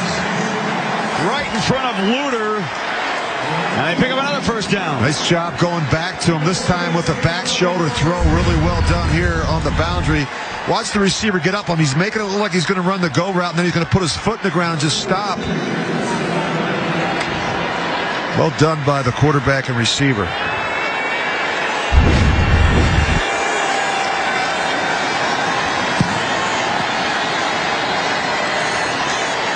Bradley over the middle. Break route. Cole Fotheringham in tight coverage. Brought it in. They pick up 15 more. And just like that, inside of a minute, they're down to the Niners 40. This is when the pass rushers get really tired. You can take your time back there. Niners bring a blitz. Near side, back shoulder. What a catch! Ramel Keaton, were his feet in bounds. Yes, they were. Again, that back shoulder throw has been very effective on that right corner of the 49ers. Watch this throw. Wow, I think he keeps both feet in bounds. Does he squeeze it? Previous play is under review. The Raiders didn't, even though the clock was stopped, they did not want to let the Niners, but what about his knee? He's out. Yeah. Knee is out. And it was only 1 foot down. But a nice throw. Yeah, Bradley's chucking it pretty good here. So we believe this will come back to the 40, and it'll be second down and 10. But to your point, though, Matt,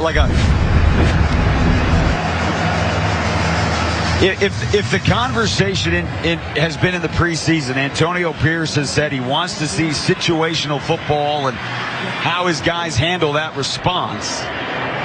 Yeah, the left foot is up in the air. I mean, you've had that tonight in spades. 2-minute drill at the end of the second quarter, drive to start the third quarter, and 2-minute drill to try and win the game in the fourth. If they tie it, Rich will be No, I got nowhere to go, Matt. I'm good, brother. I want to see some more football. We're reps for these young guys. After review, incomplete pass.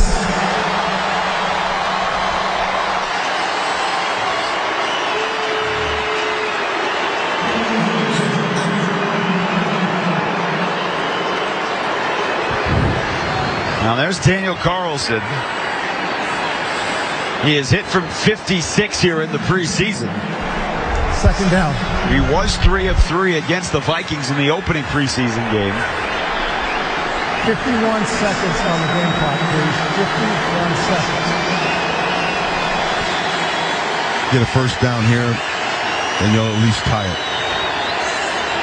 I think with 51 seconds, you got a chance to take a couple shots. Oh, yeah. They don't want overtime. They want to end it right here. Chance to make some memories. Oh, yeah. For the rookie Bradley. He lets it rip. Oh, great catch. Ronald Keaton at the 20-yard line. He has been great on this drive. Nice job handing the ball to the umpire so they can get it spotted quickly. That was really well done. We got to see this catch again. He stuck his right paw out in the air. One-hander, yeah. Watch Keaton make this grab. Nice job at the top of the route, putting his foot in the ground, and then extending, holding onto the football. Now watch the... Wow, that's a really good catch. Jeez. Yeah. He does a good job finding the umpire. Rather than just put the ball on the ground, he hands the ball to the official so he can get it spotted quickly. Keaton's got 4 grabs for 76 yards, most of those on this drive. McAllister's been good tonight. Keaton having an impact now. Bradley trying to escape. He cannot. He's taken down in the backfield.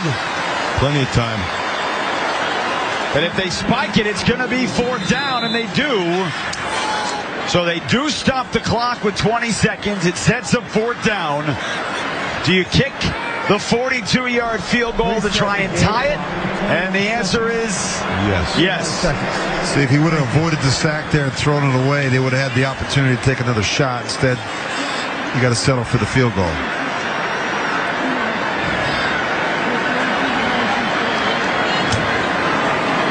Now, I've been waiting to tell you this, but I'm going to wait till the field goal is attempted first, Matt. So a 43-yard attempt for Carlson to try and tie this. On a nice drive put together by Carter Bradley.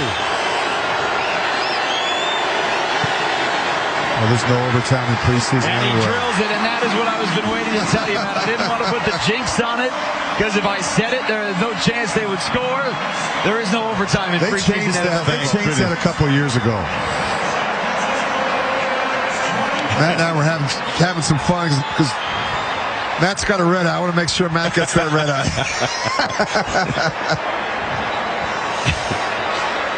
So Carlson boots it through, stays perfect in the preseason.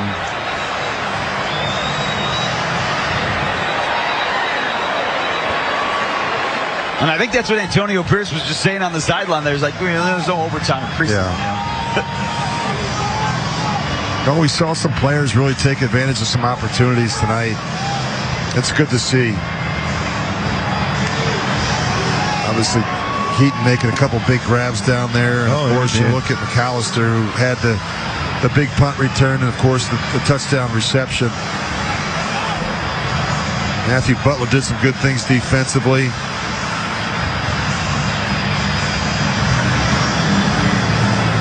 Gainer made a lot of plays. Yeah, Gainer had another double-digit tackle, or he had a double-digit tackle night. 12 of them, 2 tackles for a loss. Chris Smith had an interception tonight. Raiders had 4 sacks tonight. Byron Young had one of those. Matthew Butler had 1. Charles Snowden 2. So 16 seconds to go. The Niners do have 3 timeouts left. See if Carlson just boosts this through the end zone. He tries to, and Schrader does go to a knee. So again, with the new kickoff rules, remember, if you kick it into the end zone first, the ball comes out to the 30-yard line on the touchback. So that is where the Niners will have it with 16 seconds and all 3 of their timeouts for Tanner Mordecai to try and make a memory here in the preseason. I think they just run it and get out of here. That's my sense. You don't think they're thinking a couple of throws and No, I don't think so. 60-yard Jake Moody field goal attempt? I think Kyle Shanahan wants to get the boys on the bus to the plane and back to the Bay Area. But I could be wrong. Now he's going to hand it off. Watch this. We'll draw. Maybe not. Now Mordecai's going to throw. Or at least try to. Across his body. He's got Trent Taylor and he dropped it. And a flag in the secondary. Going to go against the Raiders. A late flag with 7 seconds to go. Boy, Taylor took a big hit, too. Ooh.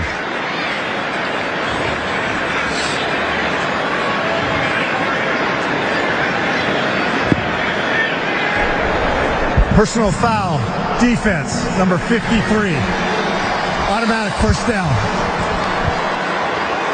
Now that is on Amari Gaynor. What's that? Ooh. Yeah, it's the hit to the head. Damn. That's not good. Yeah, it's the hit to the head.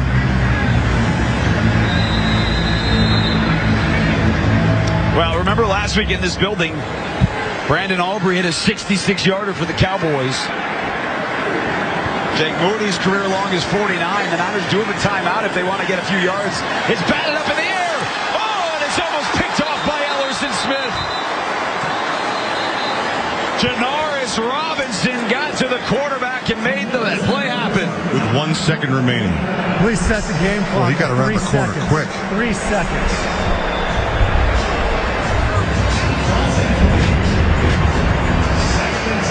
Top. Boom. There he comes. Ooh, he affected that ball, too. To his arm. Now, they could look at that. Any chance that was a fumble because Ellerson Smith was on top of it, but we'll see. Not at the moment here in the preseason with 3 seconds left. Hail Mary time for San Francisco. Final play of the preseason. Mordecai trying to get it to the end zone. They're all back there. It's batted around. Oh, it's caught. Trent Taylor. He tries to lateral and it's still loose. Ronnie Bell has the football. Oh, it's fumble-rooski time at Allegiant Stadium. Well, you don't expect to see this at the end of a preseason game. That's there it is. Cody Schrader still loose. Niners offensive lineman is tackled at the 3. So it wouldn't have mattered anyway. The flag is down. Sebastian Gutierrez is tackled at the 3 in a game that had all kinds of excitement. Illegal pass like that. Offense, number 4. The game is over.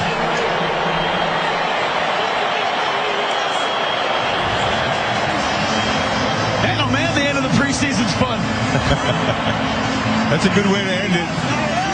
Tie score, going into the end zone, a little fumble-rooski going around. You almost made it work. Max Crosby will join us here in a moment. Get his take on what he has seen in this preseason and as they get set to take on the Chargers in a little bit more than 2 weeks. Now comes the hard part for 37 players. Yep. You know, we're trying to figure out, am I going to make it? Am I able to call my parents and tell them I'm a Raider? It's, from the Raiders coaching and general manager point of view, you have it down to about probably have it down to about 30 players that you know that are going to be gone. There's going to just be room for about 3 or 4 of them that are tough decisions.